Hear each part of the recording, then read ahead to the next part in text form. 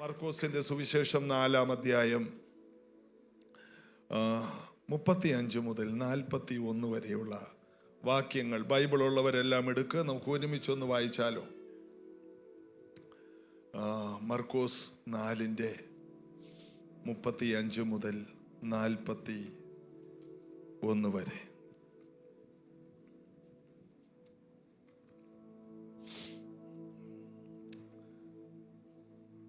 പുതിയ നിയമത്തിലെ 2-ാമത്തെ പുസ്തകമാണ്.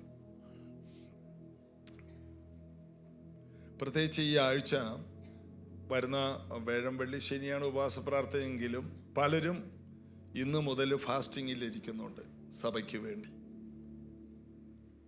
ഒരു മോള് കുറച്ച് ദിവസമായിട്ട് ഉപവാസത്തിൽ. എന്തിനാണെന്ന് വെച്ചപ്പോൾ ഒരു എൻകൗണ്ടർ ഉണ്ടാകണം, ദൈവവുമായിട്ട് ഒരു അടുത്ത ബന്ധമുണ്ടാകണം, ദൈവിക ഇടപെടലുകൾ ഉണ്ടാകണം, ദൈവശബ്ദം കേൾക്കണം, പ്രത്യേകമായ കർത്താവിൻ്റെ ഒരു പ്രത്യക്ഷതയുണ്ടാകണം. അതൊക്കെ ഒരു വലിയ പ്രാർത്ഥനയാണ്. അതൊക്കെ കർത്താവിന് ഏറ്റവും ഇഷ്ടമുള്ള കാര്യമാണ്. അതുകൊണ്ട് ഇന്ന് മുതൽ ഞാൻ ഓർത്തു ബൈബിൾ വായനയും പ്രാർത്ഥനയായിട്ട് മറ്റെല്ലാ ജോലികളും ഇവിടെയുള്ള ശുശ്രൂഷകരോടെല്ലാം പറഞ്ഞു, ഈ ആഴ്ച ഒരു പരിപാടിക്ക് നിൽക്കേണ്ട, ബൈബിൾ വായന, പ്രാർത്ഥന, ദൈവസൽ വീണ് കിടക്കുക, കർത്താവിനോട് കൂടുതൽ അടുക്കുക. അവൻ എന്നോട് പറ്റിയിരുന്നാൽ ഞാൻ അവനെ വിടുവിക്കും. കഷ്ടകാലത്ത് അവൻ എന്നെ വിളിച്ചപേക്ഷിക്കും, ഞാൻ അവന് ഉത്തരമരുളും. കർത്താവ് ഉറപ്പ് പറഞ്ഞ കാര്യമാണ്. കർത്താവിൽ ആശ്രയിക്കാൻ നമുക്ക് പഠിക്കാം. നമുക്ക് ഈ ഭാഗം ഒന്ന് ഒരുമിച്ച് ചേർന്ന് മർക്കോസ് 4:35 മുതൽ 41 വരെയുള്ള ഭാഗം ചേർന്ന് വായിക്കാം ഒരുമിച്ച്. അന്ന് സന്ധ്യയായപ്പോൾ നാം അക്കരയ്ക്ക് പോക എന്ന് അവൻ അവരോട് പറഞ്ഞു. അവൻ പുരുഷാരത്തെ വിട്ടു. താൻ പടകിലിരുന്ന പാടെ അവനെ കൊണ്ടുപോയി. മറ്റ് ചെറു പടകുകളും കൂടെ ഉണ്ടായിരുന്നു. അപ്പോൾ വലിയ ചുഴലിക്കാറ്റുണ്ടായി. പടകിൽ തിര തള്ളിക്കയറിയതുകൊണ്ട് അത് മുങ്ങുമാറായി. അവൻ അമരത്ത് തലയണ വെച്ച് ഉറങ്ങുകയായിരുന്നു. അവർ അവനെ ഉണർത്തി, ഗുരു, ഞങ്ങൾ നശിച്ചു പോകുന്നതിൽ നിനക്ക് വിചാരമില്ലയോ എന്ന് പറഞ്ഞു. അവൻ എഴുന്നേറ്റ് കാറ്റിനെ ശാസിച്ചു, കടലിനോട് അനങ്ങാതിരിക്കുക, അടങ്ങുക എന്ന് പറഞ്ഞു. കാറ്റമർന്നു, വലിയ ശാന്തതയുണ്ടായി. പിന്നെ അവൻ അവരോട്, നിങ്ങൾ ഇങ്ങനെ ഭീരുക്കൾ ആകുവാൻ എന്ത്?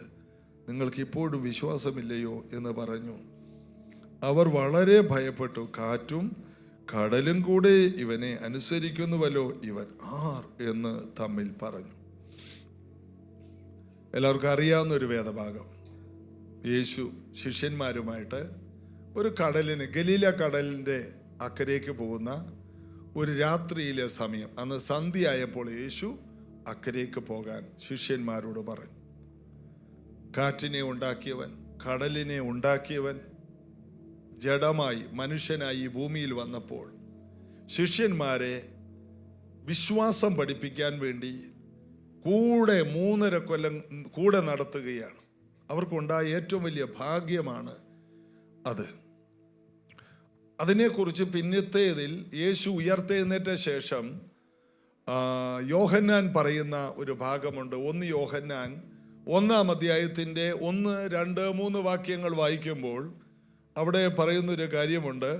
ആദ്യം മുതലുള്ളതും ഞങ്ങൾ കേട്ടതും സ്വന്തം കണ്ണുകൊണ്ട് കണ്ടതും ഞങ്ങൾ നോക്കിയതും ഞങ്ങളുടെ കൈ തൊട്ടതുമായ ജീവന്റെ വചനം. അപ്പോൾ വചനത്തെ ഞങ്ങൾ കേട്ടു, അത് ആദ്യം മുതലുള്ളതാണ്, അത് ഞങ്ങൾ കേട്ടതാണ്. സ്വന്തം കണ്ണുകൊണ്ട് ആ വചനത്തെ ഞങ്ങൾ കണ്ടു. മാത്രമല്ല ഞങ്ങൾ നോക്കി, ഞങ്ങളുടെ കൈ തൊട്ടു, ആ തൊട്ടതുമായ ജീവന്റെ വചനം സംബന്ധിച്ച് എന്ന് പറഞ്ഞിട്ട് 3-ാം വാക്യത്തിൽ ഞങ്ങൾ കണ്ടും കേട്ടുമുള്ളത് നിങ്ങൾക്ക് ഞങ്ങളോട് കൂട്ടായ്മ ഉണ്ടാകേണ്ടതിന് നിങ്ങളോട് അറിയിക്കുന്നു. ഞങ്ങളുടെ കൂട്ടായ്മയോ പിതാവിനോട് അവൻ്റെ പുത്രനായ യേശു ക്രിസ്തുവിനോടുമാകുന്നു. ഞങ്ങൾക്കിപ്പോൾ ഒരു കൂട്ടായ്മയുണ്ട്. ഞങ്ങൾ ആദ്യം മുതലുള്ള വചനത്തെക്കുറിച്ച് ഞങ്ങൾ കേട്ടു, പിന്നീട് ഞങ്ങളത് കണ്ടു, ഞങ്ങൾ അതിൽ സൂക്ഷിച്ചു നോക്കി, പിന്നീട് ഞങ്ങൾ പോയി തൊട്ടു. ഞങ്ങൾക്ക് തമ്മിൽ ഒരു കൂട്ടായ്മയുണ്ടായി. 3.5 വർഷം ഞങ്ങളുടെ ഒപ്പമായിരുന്നു. ഈ വചനം ജഡമായി തീർന്നിട്ട് വെറും മീൻപിടുത്തക്കാരായ, ജീവിതത്തിൽ മുഴുവനും പരാജയം മാത്രമുള്ള ഞങ്ങളുടെ കൂടെ ആ വചനം നടന്നു. സകലത്തെ ഉളവാക്കിയ വചനം. ഉളവായതൊന്നും അവനെ കൂടാതെയല്ല, സകലത്തെയും അവൻ ഉണ്ടാക്കി. ആ ഉണ്ടാക്കിയ വചനം ഒരു മനുഷ്യനായി ഈ ഭൂമിയിലേക്ക് വന്നിട്ട് സാധാരണ മനുഷ്യനായി ഞങ്ങളുടെ ഒപ്പം നടന്നു. ഞങ്ങളുടെ ഒപ്പത്തിനൊപ്പം നടക്കാൻ ഞങ്ങൾ യഹൂദന്മാരായതുകൊണ്ട് ഞങ്ങളുടെ സമൂഹത്തിൽ യഹൂദ ഗോത്രത്തിൽ ഒരുവനായി വന്നു പറന്നു. ഞങ്ങളുടെ ഒപ്പം നടക്കാൻ കൊതിയുള്ളത് കൊണ്ട് അവൻ രാജാവായിരുന്നാൽ ഞങ്ങളുടെ ഒപ്പം നടക്കാൻ പറ്റില്ല. അവൻ സിംഹാസനത്തിലിരിക്കണം, കിരീടധാരിയായി രാജാവായി മാത്രം ജീവിക്കണം. അവനോട് അടുക്കാൻ ആർക്കും കഴിയില്ല. അതുകൊണ്ട് ദരിദ്രനായി, സാധാരണക്കാരനായി അവൻ ജീവിച്ചു. അതുകൊണ്ട് ഞങ്ങൾക്ക് അവൻ്റെ കൂടെ നടക്കാൻ കഴിഞ്ഞു. എല്ലാവർക്കും എല്ലാം ആകേണ്ടതിന് അവൻ ഞങ്ങളുടെ ഒപ്പം നടക്കാൻ തുടങ്ങി. അങ്ങനെ സാധാരണക്കാരനായ ഞങ്ങളുടെ കൂടെ നടക്കേണ്ടതിന് അവൻ തന്നെത്താൻ ഒഴിച്ചു എന്ന വാക്കാണ് അവിടെ ഫിലിപ്പിയ ലേഖനം 2-ാം അധ്യായത്തിൽ കാണുന്നത്. അവൻ ദൈവരൂപത്തിലിരിക്കെ ദൈവത്തോടുള്ള സമത്വം മുറുകെ പിടിക്കാതെ എന്ന് വിചാരിക്കാതെ ദാസരൂപമെടുത്തു. 2:7 ഫിലിപ്പിയർ 2:7 ദാസരൂപമെടുത്തു, മനുഷ്യ സാദൃശ്യത്തിലായി തന്നെത്താൻ ഒഴിച്ചു. തനിക്ക് എന്തെല്ലാം ഉണ്ടായോ അതെല്ലാം ഒഴിച്ചു കളഞ്ഞു. പദവി, തേജസ്, മാന്യത, ദൂതന്മാരുടെ ആരാധന, പിതാവിനോടുള്ള സമത്വം എല്ലാം ഒഴിച്ചു കളഞ്ഞു. എന്നിട്ട് വെറും ഒരു മനുഷ്യനായി, സാധാരണക്കാരനായി, ഒരാശാരി പണിക്കാരനായി, ഒരാശാരിയുടെ മകനായി മറ്റുള്ളവരുടെ ദൃഷ്ടിയിൽ ഈ ഭൂമിയിൽ നടന്നു. നസറത്തിൽ വന്ന് ഒരു വീട് വാടകയ്ക്കെടുത്തു. മറിയ ജോസഫിൻ്റെ കൂടെ, അമ്മയായ മറിയ ജോസഫിൻ്റെ തനിക്ക് ജനിച്ച മക്കളുടെ കൂടെ നിൽക്കാതെ യേശുവിൻ്റെ കൂടെ വന്നെന്നാണ് ചരിത്രം. അങ്ങനെ നസറത്തിൽ ഒരു വാടക വീട്ടിനകത്ത് സുവിശേഷ വേല ആരംഭിച്ചു. ഒരിക്കൽ പത്രോസിന്റെ സഹോദരൻ അന്ത്രയോസ് ചോദിച്ചു, നീ എവിടെയാണ് പാർക്കുന്നത്? കർത്താവ് പറഞ്ഞു, വന്ന് കാണുക. അങ്ങനെ വന്ന് കണ്ടപ്പോൾ ഒരു വാടക വീട്ടിൽ, ജീവിത ചുറ്റുപാടുകളൊന്നുമില്ല.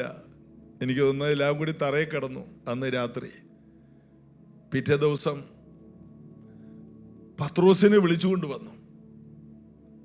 ആഡംബരങ്ങളൊന്നും ഇല്ലാത്തവൻ, സാധാരണക്കാരനായി ജീവിക്കുന്ന യേശുവിനെ കണ്ടപ്പോൾ, യേശുവിൻ്റെ ജീവിത ചുറ്റുപാടല്ല ജനങ്ങളെ തന്നിലോട്ട് ആകർഷിച്ചത്, യേശുവിൻ്റെ വാക്കുകളാണ്, യേശുവിൻ്റെ കണ്ണിലെ തിളക്കമാണ്, യേശുവിൻ്റെ ധൈര്യമാണ്. യേശു പറയുന്ന ഓരോ വാക്കുകളാണ് ജനങ്ങളെ തൊട്ടത്. അങ്ങനെ പത്രോസിനെ വിളിച്ചുകൊണ്ടുവന്നു. അങ്ങനെ ഓരോരുത്തർ ഓരോ ദിവസം കഴിയുന്തോറും യേശുവിൻ്റെ കൂടെ കൂടിയവർ എണ്ണി തിട്ടപ്പെടുത്താൻ കഴിയാത്ത ജനസമുദ്രമായി. അവൻ ഒരു നിർജ്ജന സ്ഥലത്തോട്ട് പോയാൽ അവിടെ ജനങ്ങൾ കൊണ്ട് നിറയും. അവൻ്റെ വാക്കുകൾ, അവനെ പിടിക്കാൻ മഹാപുരോഹിതന്മാർ കുറെ പട്ടാളക്കാരെ വിട്ടു. പട്ടാളക്കാര് യേശുവിൻ്റെ പ്രസംഗം കേട്ട് ആമേൻ പറഞ്ഞ് തിരിച്ച് മഹാപുരോഹിതന്മാരുടെ അടുക്കൽ ചെന്നപ്പോൾ മഹാപുരോഹിതന്മാർ, നിങ്ങൾ എന്തുകൊണ്ട് അവനെ പിടിച്ചുകൊണ്ട് വന്നില്ല? അപ്പോൾ പട്ടാളക്കാർ പറയണ്, ആ മനുഷ്യൻ സംസാരിച്ചതുപോലെ ആരും ഒരു നാളും സംസാരിച്ചിട്ടില്ല. അപ്പൊ യേശു എന്ന് പറഞ്ഞാൽ വാക്കുകളാണ്. അവൻ ആദിയിൽ ദൈവത്തോടു കൂടെയായിരുന്നു, സകലത് അവൻ മുഖാന്തിരം ഉളവായി. യേശു വാക്കുകളാണ്. യേശുവിൻ്റെ വാക്കിനാണ് വില. താൻ ഈ ഭൂമിയിലേക്ക് കൊണ്ടുവന്നത് സ്വർഗത്തെ ഉണ്ടാക്കിയ അതേ വാക്കാണ്. സ്വർഗം ഉണ്ടാക്കിയ അതേ വാക്കാണ് മനുഷ്യനായി ഈ ഭൂമിയിൽ വന്നത്. അതായത് നമുക്ക് ഈ ഭൂമിയിൽ ഒരു സ്വർഗം ഉണ്ടാക്കി തരാൻ ഈ വാക്കിന് ശക്തിയുണ്ടെന്ന് എത്ര പേർ വിശ്വസിക്കുന്നു? സ്വർഗത്തെ ഉണ്ടാക്കിയ വാക്ക് ഈ ഭൂമിയിലേക്ക് നമ്മുടെ ഇടയിലേക്ക് വന്ന് പാർത്തെങ്കിൽ എന്തിനാ വന്നത്? നിന്റെ ഇഷ്ടം സ്വർഗത്തിലെ പോലെ ഭൂമിയിലും ആകണമേ. സ്വർഗം ഭൂമിയിൽ കൊണ്ടുവരാൻ ദൈവം ചെയ്ത ഒരു പദ്ധതി, ദൈവത്തിന്റെ ഏകജാതനായ പുത്രനായ ദൈവത്തിന്റെ വചനത്തെ ഈ ഭൂമിയിലേക്ക് അയച്ചു. ആ വചനം കൈക്കൊണ്ടവർ ദൈവ മക്കളായി. അതിൻ്റെ അർത്ഥം ദൈവത്തിന്റെ മക്കൾക്ക് സ്വർഗം ഉറപ്പാണ്. അത് സ്വർഗത്തിൽ ചെന്നിട്ട് മാത്രമല്ല, ഈ ഭൂമിയിലും ഒരു സ്വർഗീയ സ്വസ്ഥത, ഒരു സ്വർഗീയ സമാധാനം, ഒരു സ്വർഗീയ ധൈര്യം. സ്വർഗത്തിൽ എന്തെല്ലാം മൂല്യങ്ങളുണ്ടോ അതെല്ലാം ഒരു മനുഷ്യന്റെ ആത്മാവിൽ തരുവാൻ യേശു ഈ ഭൂമിയിലേക്ക് വന്നു. ഭൂമി, അതായത് ഭൂതലത്തെക്കാൾ വിലയേറിയ ഒരാത്മാവിനെ വീണ്ടെടുക്കുവാൻ യേശു മനുഷ്യനായി വന്ന് ക്രൂശിൽ യാഗമായി. അതാണ് സുവിശേഷം. കഴിഞ്ഞ ദിവസം PG വർഗീസ് അങ്കിൾ ഈ വഴി പരശോകം നടത്തിപ്പോയി. അങ്ങനെ നമ്മുടെ ആലപ്പുഴയിലെ പിച്ചുവയർ ജംഗ്ഷനിലെത്തി. പുന്നപ്പുറ എത്തിയപ്പോൾ എന്നെ വിളിച്ചു, ജോഷി പാസ്റ്റർ, ഞാൻ എവിടെയാണ് പരസ്യം നടത്തേണ്ടത്? ഞാൻ പറഞ്ഞു പിച്ചുവയർ ജംഗ്ഷനിൽ. ശരി. അവരെല്ലാം കൂടി ബസ്സിന് വണ്ടികൾക്ക് വന്ന് ആ ജംഗ്ഷനിലോട്ട് നിന്നു. PG വർഗീസ് അങ്കിള് തൻ്റെ അനുഭവ സാക്ഷി അവിടെ നിന്ന് പറയുകയാണ്. ഞാൻ കള്ളനായിരുന്നു. ഞാൻ ജോലി ചെയ്യുന്ന സ്ഥലത്തുനിന്ന് സാധനങ്ങൾ മോഷ്ടിക്കുമായിരുന്നു. ഞാൻ കഞ്ചാവ് വലിക്കുമായിരുന്നു. ഞാൻ കള്ളുകുടിയനായിരുന്നു. എൻ്റെ വീട്ടുകാർക്ക് ഞാൻ തലവേദനയായിരുന്നു. എന്നാൽ എന്നെ യേശു രക്ഷിച്ചു. നമ്മുടെ പിച്ചുവയർ ജംഗ്ഷനിൽ നിന്നുകൊണ്ട് ആ സമയത്ത് ലില്ലി ആൻറ്റി, കൂടെയുള്ള സഹോദരിമാർ എല്ലാവരും കുറേ ട്രാക്റ്റും പുസ്തകവുമായിട്ട് അവിടെയുള്ള ചുറ്റുമുള്ള എല്ലാ കടകളിലും കയറി ഇറങ്ങി. ഒറ്റക്കാരി യേശു വിടുവിക്കും. ഈ പാപിയായ വർഗീസിനെ രക്ഷിച്ചെങ്കിൽ ആലപ്പുഴക്കാരെ നിങ്ങളെ കർത്താവ് രക്ഷിക്കുമെന്ന് പറഞ്ഞ് 15 മിനിറ്റ് വണ്ടി കയറി നേരെ പോയി. എവിടം വരെ പോകുന്നു? കാശ്മീർ വരെ. 84 വയസ്സുള്ള ഒരു മനുഷ്യന് ചെയ്യാൻ ദൈവം കൊടുത്തൊരു ദൗത്യം. ഞാൻ ചോദിച്ചു, അങ്കിളെ, ഇതിനുള്ള പൈസയൊക്കെ എങ്ങനെയാണ്? അപ്പോൾ പറഞ്ഞു, ഏകദേശം 1 കോടി രൂപ അടുത്താകും. എന്നാൽ അതിൻ്റെ പൈസ മുഴുവനും കിട്ടി. ഇനി ആരോടും തരരുതെന്ന് ഞാൻ പറഞ്ഞു. 84 വയസ്സുള്ളൊരു മനുഷ്യൻ യേശുവിന് വേണ്ടി ഇറങ്ങിയൊക്കെയാണ്. 28 സ്റ്റേറ്റിലൂടെ പോവുകയാണ്, ഭാര്യയും ഭർത്താവും കൂടി. വഴികളിലെല്ലാം നിന്ന് സുവിശേഷം പ്രസംഗിക്കുകയാണ്. ആലപ്പുഴ കഴിഞ്ഞപ്പോൾ അടുത്തത് വൈറ്റില. അങ്ങനെ പോയി ഇപ്പോൾ തമിഴ്നാട്, ഇന്നിപ്പോൾ തമിഴ്നാട്ടിലുണ്ട്. ഇങ്ങനെ പോവുകയാണ്. എന്താണ്? യേശു വരുന്നതിന് മുമ്പ് എല്ലാവരും ഈ സത്യം അറിയണം. യേശു ആരാണ്? ദൈവം മനുഷ്യനായി ഭൂമിയിൽ വന്ന് ഏതു മനുഷ്യനെ രക്ഷിക്കുന്ന യേശു ഈ ഭൂമിയിൽ വന്ന് ഏത് പാപിയെ, ഏത് തകർന്ന കുടുംബത്തെ രക്ഷിക്കാൻ കഴിയുന്ന യേശു ഈ ഭൂമിയിൽ വന്നിട്ട് 2000 വർഷമായി എന്നുള്ള സന്ദേശം ഇന്നും അനേകരുടെ ഇടയിൽ എത്തിയിട്ടില്ല. ഒരു പാപത്തിൻ്റെ ഒരു വീഡിയോ ഉണ്ടെങ്കിൽ അത് ലോകം മുഴുവൻ എത്തും. എന്നാൽ ഈ സത്യം അറിയാതിരിക്കാൻ പിശാച് അനേകരുടെ ഹൃദയങ്ങളെ തേജോമയനായ ദൈവത്തിൻ്റെ സുവിശേഷം ശോഭിക്കാതിരിക്കാൻ ഈ ലോകത്തിൻ്റെ ദൈവം അവിശ്വാസികളുടെ ഹൃദയം കുരുടാക്കുമ്പോൾ വിശ്വാസികളും കുരുട് പിടിച്ചിരിക്കരുത്. തേജോമയനായ ദൈവത്തിൻ്റെ സുവിശേഷം. എല്ലാവരും ഒന്ന് പറഞ്ഞേ, തേജോമയനായ ദൈവത്തിൻ്റെ സുവിശേഷം. ഈ സുവിശേഷമാണ് മനുഷ്യരെ വിടുവിക്കുന്നത്. യേശു എന്ന സുവിശേഷം, രക്ഷകൻ, വിടുവിക്കാൻ കഴിയുന്നവൻ, നമ്മുടെ വീടിനെ, നമ്മുടെ ജീവിതത്തെ സ്വർഗമാക്കാൻ സ്വർഗമുണ്ടാക്കിയവൻ ഈ ഭൂമിയിലേക്ക് കടന്നു വന്നു. അവൻ ഒരു വാക്കിൽ സ്വർഗമുണ്ടാക്കി. ആദിയിൽ ദൈവം സ്വർഗങ്ങളും ഭൂമിയും സൃഷ്ടിച്ചു എന്നാണ് ആ ഉൽപ്പത്തി 1:1 ശരിയായ അർത്ഥം. ആദിയിൽ ദൈവം സ്വർഗങ്ങളും അപ്പോൾ തന്നെ ഭൂമിയും ഉണ്ടാക്കി. അപ്പൊ ഭൂമി ദൈവത്തിന് മറ്റെല്ലാ നക്ഷത്രങ്ങളെക്കാൾ, ഗ്രഹങ്ങളെക്കാൾ പ്രധാനപ്പെട്ടതാണ്. ഭൂമി ദൈവം ഇപ്പോൾ മനുഷ്യന് കൊടുത്തിരിക്കുന്നു. സ്വർഗം ദൈവത്തിന്റെ സ്വർഗമാണ്. അപ്പോൾ സ്വർഗത്തെ ഈ ഭൂമിയിൽ കൊണ്ടുവരാൻ യേശു ഈ ഭൂമിയിലേക്ക് വന്നു. എത്ര പേരതിന് ആമേൻ പറയും? എന്തിന് ഈ കാര്യം നമ്മൾ കേൾക്കുന്നതെന്ന് വെച്ചാൽ, നമ്മുടെ വീടിനെ സ്വർഗമാക്കി മാറ്റാൻ കർത്താവ് ഇന്ന് നമ്മുടെ കൂടെ ഉണ്ട്. കർത്താവിൽ വിശ്വസിക്കുന്ന ഓരോ വ്യക്തികളുടെയും ജീവിതം ഒരു സ്വർഗീയ ജീവിതമായി, സ്വസ്ഥതയുള്ളൊരു ജീവിതമായി മാറും. ഇത് യേശു ക്രൂശിൽ ചൊരിഞ്ഞ രക്തം നിമിത്തം നമ്മെ വിലക്ക് വാങ്ങി ദൈവത്തിൻ്റെ രാജ്യവും അവകാശികളുമാക്കി മാറ്റി. നാം വളരെ വിലപ്പെട്ടവരാണ്, മക്കളാണ്. എന്നാൽ നമ്മുടെ ജീവിതത്തിൽ കാറ്റും കോളുമുണ്ടോ? ആവശ്യത്തിന് ഉണ്ട്. പ്രതികൂലങ്ങളുണ്ടോ? അതേ ഉള്ളൂ. ഇതെല്ലാം ജീവിതത്തിലുണ്ട്. ഇവിടെ നമ്മൾ വായിച്ച, ഒരുമിച്ച് ചേർന്ന് വായിച്ച വേദഭാഗം യേശുവിൻ്റെ കൂടെ യാത്ര ചെയ്യുന്ന ഒരു കൂട്ടം ദൈവമക്കളുടെ ചരിത്രമാണ്. അപ്പോൾ അവർ ഒരു വലിയ കൊടുങ്കാറ്റിൽ അകപ്പെട്ടു. ഇതാണ് അതിനകത്തെ ചരിത്രം. അവരൊരു വലിയ കൊടുങ്കാറ്റിൽ അകപ്പെട്ടു. അപ്പോൾ വാസ്തവത്തിൽ കൊടുങ്കാറ്റെന്ന് പറയുമ്പോൾ നമ്മുടെ ജീവിതത്തിൽ കടന്നു വരുന്ന പല സാമ്പത്തിക പ്രശ്നങ്ങൾ, വെല്ലുവിളികൾ, പ്രതീക്ഷിക്കാത്ത കഠിനമായ സാഹചര്യങ്ങൾ, സാമ്പത്തിക പ്രതിസന്ധികൾ, ആരോഗ്യപരമായ പ്രശ്നങ്ങൾ, കുടുംബത്തിൽ വരുന്ന പെട്ടെന്ന് വരുന്ന തകർച്ചകൾ, വിശ്വാസത്തിന്റെ പരിശോധന, ഇതെല്ലാം കൊടുങ്കാറ്റാണ്. നമ്മുടെ ജീവിതത്തിൽ വരുന്ന ഓരോ കൊടുങ്കാറ്റുകളാണ്. പെട്ടെന്നായിരിക്കും പല കാര്യങ്ങൾ വീട്ടിലോട്ട് വന്ന് കയറുന്നത്. അത് പ്രതീക്ഷിക്കാതെ വരുന്നതാണ്. കൊടുങ്കാറ്റ് ഞാൻ വരികയാണെന്നും പറഞ്ഞിട്ട് വരാറില്ല. നമ്മൾ പ്രതീക്ഷിക്കാത്ത സമയത്താണ് ഇത് വന്ന് കയറുന്നത്. അപ്പോൾ കൊടുങ്കാറ്റിന്റെ പ്രത്യേകത ഒന്ന്, പെട്ടെന്നായിരിക്കും വരുന്നത്.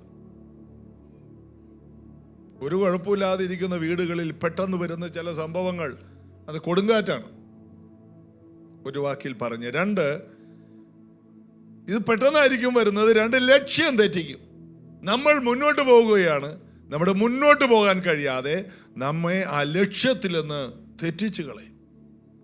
പഠിക്കാൻ പോകുന്ന കുഞ്ഞുങ്ങൾ, നന്നായി പഠിക്കുന്ന കുട്ടികൾ പെട്ടെന്ന് ആ ലക്ഷ്യത്തിൽ നിന്ന് മാറുകയാണ്. ആ കുഞ്ഞുങ്ങളുടെ നേരെ ഒരു വലിയ കാറ്റടിക്കുകയാണ്. അത് ആ കുടുംബത്തെ ബാധിക്കുകയാണ്. കാരണം ഒരു വീടിൻ്റെ സ്വപ്നമാണ് ഒരു കുഞ്ഞ്. ചെറുതായിട്ട് ഒരു മന്ദമാരുതനായിട്ടാണ് തുടങ്ങുന്നത്. എന്നാൽ പിന്നീട് മയക്കുമരുന്നിനേക്കാൾ ഏറ്റവും ഭീകരമായ മൊബൈൽ അഡിക്ഷൻ എന്ന കൊടുങ്കാറ്റടിക്കുന്ന എത്രയോ വീടുകളുണ്ട്. കുഞ്ഞുങ്ങൾക്ക് ഇത് മന്ദമാരുതൻ എന്ന് പറഞ്ഞാൽ സാറുമാർ വരെ സ്കൂളിൽ നിന്ന് മേടിച്ചു കൊടുത്തു, മോനെ എന്നാ പഠിക്ക്, നന്നായിട്ട് പഠിക്ക്, എൻ്റെ കുഞ്ഞ് പഠിക്ക്, വീട്ടിൽ നിന്ന് മേടിച്ചു തന്നില്ലെങ്കിൽ ഞങ്ങൾ മേടിച്ചു തരാം. അയൽവക്കക്കാർ മേടിച്ചു കൊടുത്തു, സ്നേഹിതരെ, നല്ല നല്ല സമൂഹത്തിലെ നല്ല ആൾക്കാർ മേടിച്ചു കൊടുത്തു. എന്തിനാണ്? പഠിക്കാൻ വേണ്ടി.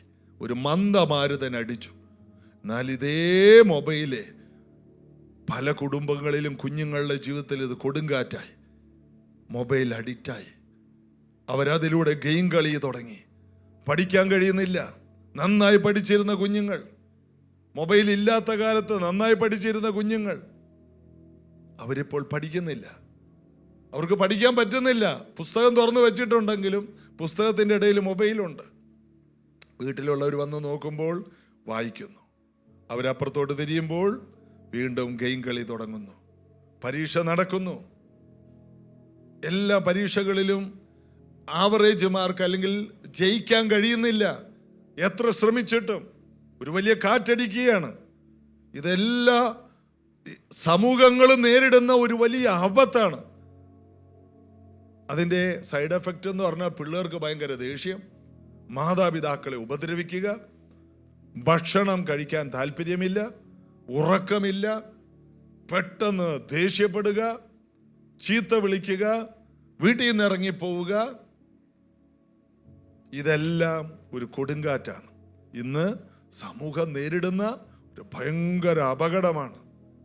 മയക്കുമരുന്ന്, മദ്യം, ഒരു സീസണിൽ അതൊക്കെ ഭയങ്കരമായിരുന്നു. എന്നാൽ അതിനേക്കാൾ വിപത്തായി ഇൻ്റർനെറ്റിനും മോശമായ കാര്യങ്ങൾക്കും എല്ലാം അടിമകളായ പിശാച് അടിമയാക്കി വെച്ചിരിക്കുന്ന ഒരു തലമുറയാണ് വന്ന് നമ്മുടെ അടുത്ത തലമുറയിലേക്ക് വന്ന് വീഴുന്നത്. എന്നാൽ ഇവരെ എങ്ങനെ പുറത്തു കൊണ്ടുവരാം? ഈ കാറ്റിൽ, ഈ കൊടുങ്കാറ്റിൽ പെട്ടുപോയ, വഴിതെറ്റിപ്പോയ കുഞ്ഞുങ്ങളെ അതിൽ നിന്ന് പുറത്തു കൊണ്ടുവരാൻ പ്രാർത്ഥിക്കുന്ന ദൈവസഭയ്ക്ക് കഴിയും. യേശുവിന് കഴിയും. യേശുവിൽ വിശ്വസിക്കുന്ന ദൈവ സമൂഹത്തിന് കഴിയും. യേശുവിനല്ലാതെ മറ്റാർക്കും ഇവരെ വിടുവിക്കാൻ കഴിയില്ല. ഹല്ലേലൂയ. ആൺകുട്ടികളും പെൺകുട്ടികളും ഒരുപോലെ ആരെയും പേടിയില്ല, കൊല്ലാൻ പേടിയില്ല. ഒരു വീട്ടിൽ 5 പേരെ 6 പേരെയൊക്കെ കൊല്ലാൻ ഒരു ചെറുപ്പക്കാരന് ഒരു കുറ്റബോധവുമില്ല. കഴിഞ്ഞ ദിവസം വടക്കേ ഇന്ത്യയിലെ ഒരു വാർത്ത, ഒരു വീഡിയോ, ഒരു കൊച്ചി ഇറക്കാൻ 8 വയസ്സുള്ള ഒരു കുഞ്ഞ് 3 പേരെ കൊന്നു. 8 വയസ്സുകാരൻ അവന് കൊല്ലുന്നത്, പിടച്ച് മരിക്കുന്നത് കാണാനൊരിഷ്ടം. ഇതെല്ലാം സിനിമകളിൽ നിന്നും എങ്ങനെ കൊല്ലാം, എങ്ങനെ തെളിവ് നശിപ്പിക്കാം, ഇങ്ങനെയുള്ള സിനിമകൾ കണ്ട് അങ്ങനെ ചെയ്യുന്നവനെ ഹീറോയാക്കുന്ന സിനിമകളും അങ്ങനെയുള്ള സീരിയലുകളും കണ്ട് ഇങ്ങനെയുള്ള ഒരു തലമുറ ഉണ്ടായി വന്നുകൊണ്ടിരിക്കുന്ന ഈ ലോകത്തിൽ സുവിശേഷമില്ലാതെ ഇവരിതിൽ നിന്ന് പുറത്തെടുക്കാൻ കഴിയില്ല. യേശുവിൻ്റെ രക്തമല്ലാതെ, യേശുവിൻ്റെ വചനമല്ലാതെ, പരിശുദ്ധാത്മാവിൻ്റെ ശക്തിയല്ലാതെ ഇവരെ വിടുവിക്കാൻ വേറെ ഒന്നുമില്ല. ഇതിൽ നിന്ന് പുറത്തെടുക്കുവാൻ യേശുവിൻ്റെ സഭയല്ലാതെ മറ്റൊന്നും ഭൂമിയിലില്ല. ഇങ്ങനെ അടിമകളാകുന്നവർ ആത്മഹത്യ ചെയ്യുന്നു. വണ്ടി അതിവേഗത്തിൽ ഓടിച്ച് ഏതെങ്കിലും വണ്ടിയുടെ അടിയിൽ കയറുന്നു, തീരുന്നു. ഒത്തിരി തലമുറകൾ തീരുന്നു. യൗവനക്കാർ തീവ്രവാദികളായി മാറുന്നു, ആത്മഹത്യ ചെയ്യുന്നു. അവർ വിവാഹം കഴിച്ചാലും അവരുടെ കുടുംബജീവിതം ജയമാകുന്നില്ല. ഇതിൻ്റെ നടുവിൽ അടുത്ത തലമുറകളെ വളർത്താൻ യേശുവിനെ മുറുകെ പിടിക്കുക. അന്ന് സന്ധ്യയായപ്പോൾ നാം അക്കരയ്ക്ക് പോക എന്ന് പറഞ്ഞു. ഇവിടെ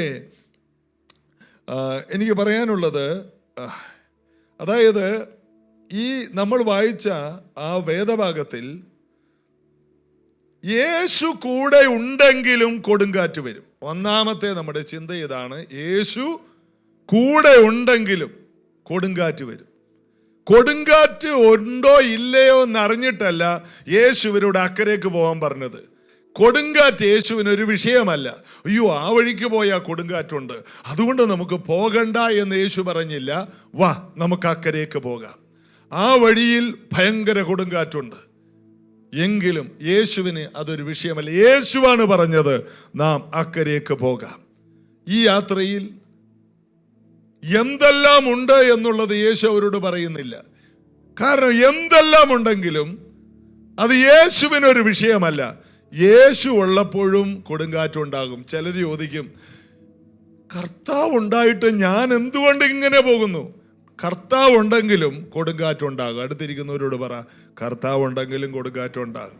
ചിലരുടെ വിചാരം കർത്താവിൻ്റെ അടുക്കലോട്ട് വന്നാൽ പിന്നെ കൊടുങ്കാറ്റെല്ലാം തീർന്നെന്നാണ്. കർത്താവിൻ്റെ അടുത്ത് വന്നിട്ട് കൊടുങ്കാറ്റിൽപ്പെട്ടവരാണ് ഭൂരിഭാഗം ആൾക്കാർ. എന്നാൽ നമുക്കൊരു ധൈര്യമുണ്ട്. കൊടുങ്കാറ്റുണ്ടെങ്കിലും ഒരുവൻ ഈ പടകിനകത്തുണ്ട്. ഈ ഒരു ധൈര്യത്തിലാണ് നമ്മൾ മുന്നോട്ട് പോകുന്നത്.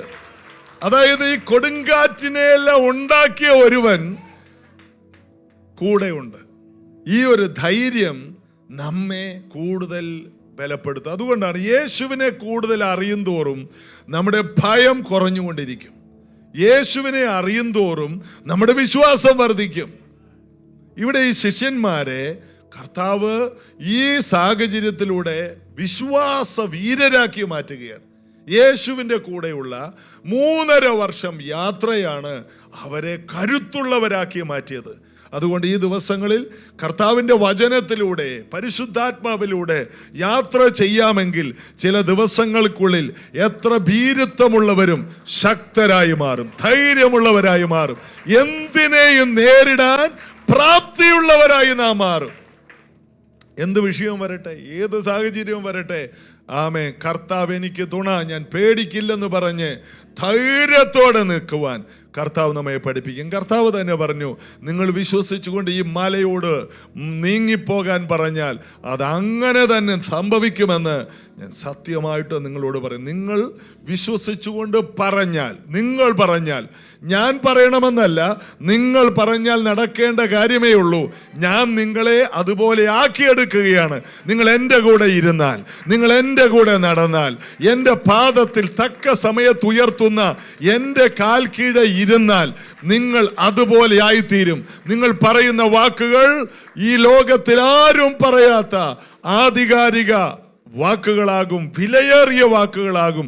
നിങ്ങൾ പറയുന്നത് പോലെ തന്നെ സംഭവിക്കും. നിങ്ങൾ ഹൃദയത്തിൽ സംശയിക്കാതെ, അവിടെ നീ എന്ന് പറയുന്നില്ല, പത്രോസിനോടല്ല പറയുന്നത്,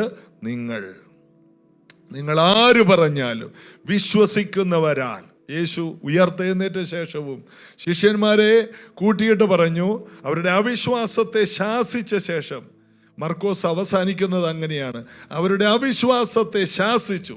എന്നിട്ട് വിശ്വസിക്കുന്നവരാൽ ഈ അടയാളങ്ങൾ നടക്കും.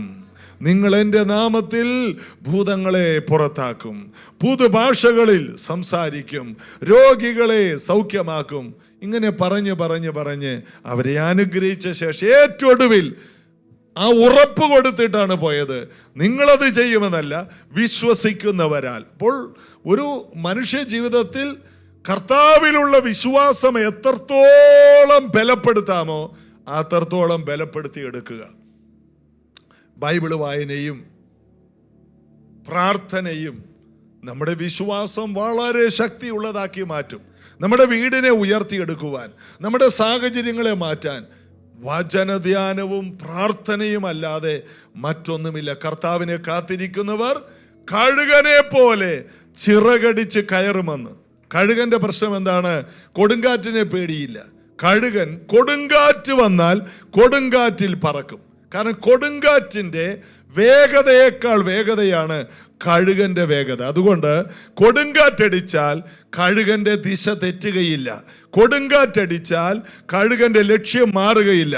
കൊടുങ്കാറ്റടിച്ചാൽ കഴുകന്റെ ഭാവി നഷ്ടപ്പെടുകയില്ല. മറ്റെല്ലാ ജീവികളും കൊടുങ്കാറ്റിൽ ഭയപ്പെടുമ്പോൾ കഴുകനറിയാം, എൻ്റെ ചിറകുകൾക്ക് കൊടുങ്കാറ്റിൻ്റെ ശക്തിയേക്കാൾ ബലമുണ്ട്. എൻ്റെ ശക്തി കൊടുങ്കാറ്റിനേക്കാൾ ശക്തിയാണ്. കാരണം ഞാൻ കാത്തിരുന്ന് പ്രാപിച്ചെടുത്ത ശക്തിയാണ്, ഞാൻ നേടിയെടുത്ത ശക്തിയാണ്. ഇതുപോലെ കൊടുങ്കാറ്റിനെ വെല്ലുന്ന ഒരു ശക്തി, സാഹചര്യങ്ങളെ വെല്ലുന്ന ഒരു ശക്തി ഈ ദിവസങ്ങളിൽ ദൈവ സന്നിധിയിലിരുന്ന് നമുക്ക് പ്രാപിച്ചെടുക്കാൻ കഴിയുമെന്ന് ബൈബിൾ നമ്മെ പഠിപ്പിക്കുന്നു. എത്ര പേരതിന് ആമേൻ പറയും? പൗലോസ് പറയുകയാണ്, ഈശാന മൂലൻ കൊടുങ്കാറ്റിൽ അകപ്പെട്ട ഒരു കപ്പൽ അപ്പോസ്തല പ്രവൃത്തി 27-ാം അധ്യായത്തിലുണ്ട്. അവർക്ക് ആശ നഷ്ടപ്പെട്ടു, ജീവിക്കുമെന്നുള്ള ആശ അവർക്ക് പോയി. അവർക്കുണ്ടായതെല്ലാം എടുത്ത് വെളിയിലിട്ടു. സ്വപ്നങ്ങളെല്ലാം വെള്ളത്തിൽ പോയി. അവരുടെ ചരക്കുകളെല്ലാം വെള്ളത്തിലാണ്. ഇനി വീട് കാണുമെന്നുള്ള ചിന്ത അവർക്ക് നഷ്ടപ്പെട്ടു. കഴിക്കാൻ ഭക്ഷണം ഉണ്ടായിട്ടും ഭക്ഷണം കഴിക്കുന്നില്ല. ഇതാണ് കൊടുങ്കാറ്റിൽ പെട്ടാലുള്ള അവസ്ഥ. ഭക്ഷണമുണ്ടോ? ഉണ്ട്. കഴിക്കുന്നില്ലേ? ഞാൻ ഇന്ന് കഴിക്കുന്നില്ല. എന്താ? ഒരു കൊടുങ്കാറ്റില്ല. നിങ്ങളെല്ലാം കഴിച്ചോ? ഞാൻ കഴിക്കുന്നില്ല. എന്താ? അമ്മാമ്മക്ക് മാത്രം ഒരു പ്രത്യേക കൊടുങ്കാറ്റ്. വിഷമം, ചില വേദനകൾ, ഭക്ഷണം ഇറങ്ങുന്നില്ല. പൗലോസ് അവരുടെ നടുവിൽ എഴുന്നേറ്റ് നിന്ന് അപ്പം എടുത്ത് നുറുക്കി സ്തോത്രം ചെയ്തിട്ട് എല്ലാവരും കാണുക ഭക്ഷണം കഴിച്ചു. അത് കണ്ടപ്പോൾ ധൈര്യപ്പെട്ട് അവരും ഭക്ഷണം കഴിച്ചു. അതാണ് അപ്പോസ്തല പ്രവൃത്തി 27-ാം അധ്യായത്തിൽ കാണുന്നത്. രക്ഷപ്പെടുമെന്നുള്ള ആശ പോയി. അങ്ങനത്തെ ഒരു കാറ്റ് ഇല്ല. ഇതിപ്പോ പാസ്റ്റർ പ്രസംഗിച്ചോട്ടെ, ഞങ്ങളൊക്കെ വായിക്കാം, എങ്കിലും രക്ഷപ്പെടുമെന്ന് തോന്നുന്നില്ല. അത് ഞങ്ങളെ കുറിച്ചല്ല എന്ന് ചിന്തിക്കുന്നവരോടാണ് ഇന്നത്തെ സന്ദേശം. ഒരിക്കലും രക്ഷപ്പെടില്ല. ഞങ്ങൾ അതിനകത്ത് പെട്ടുപോയി, ഒരു ട്രാപ്പിനകത്താണ്. ഇതിനകത്ത് പെട്ടുപോയാൽ പുറത്തു വരില്ല പാസ്റ്ററെ. ചുമ്മാ ഇരി പാസ്റ്ററെ. ഇത് പാസ്റ്റർ വല്ല ഗൾഫിൽ വല്ലതും പോയി പറ. ഇത് ഇവിടെ പറഞ്ഞിട്ട് കാര്യമില്ല. ഇത് കാരണം ഞങ്ങൾ അതുപോലെ ഒരു കാറ്റിലാണ്. ഇത് കർത്താവിന് പോലും രക്ഷിക്കാൻ കഴിയാത്ത ഒരു കൊടുങ്കാറ്റാണ്. അങ്ങനെയൊക്കെ നമ്മൾ വിഷയത്തെ അങ്ങോട്ട് ദൈവത്തിന് പോലും എന്നെ രക്ഷിക്കാൻ കഴിയില്ല ഇങ്ങനെ പറഞ്ഞ് ജീവിതം ഒതുക്കിക്കളഞ്ഞ പലരും ഇന്ന് ഇതിന്ന് പുറത്തു വരുന്ന പകലാണ്. നിങ്ങളെ പുറത്തു കൊണ്ടുവരാനാണ് കർത്താവ് ഇന്ന് ഈ സന്ദേശം പറയുന്നത്. നിങ്ങൾ അതിൽ നിന്ന് പുറത്തു വരും. അപ്പോൾ ഒരു കൊടുങ്കാറ്റ്, യേശു ഉണ്ടെങ്കിലും കൊടുങ്കാറ്റുകൾ ഉണ്ടാകും.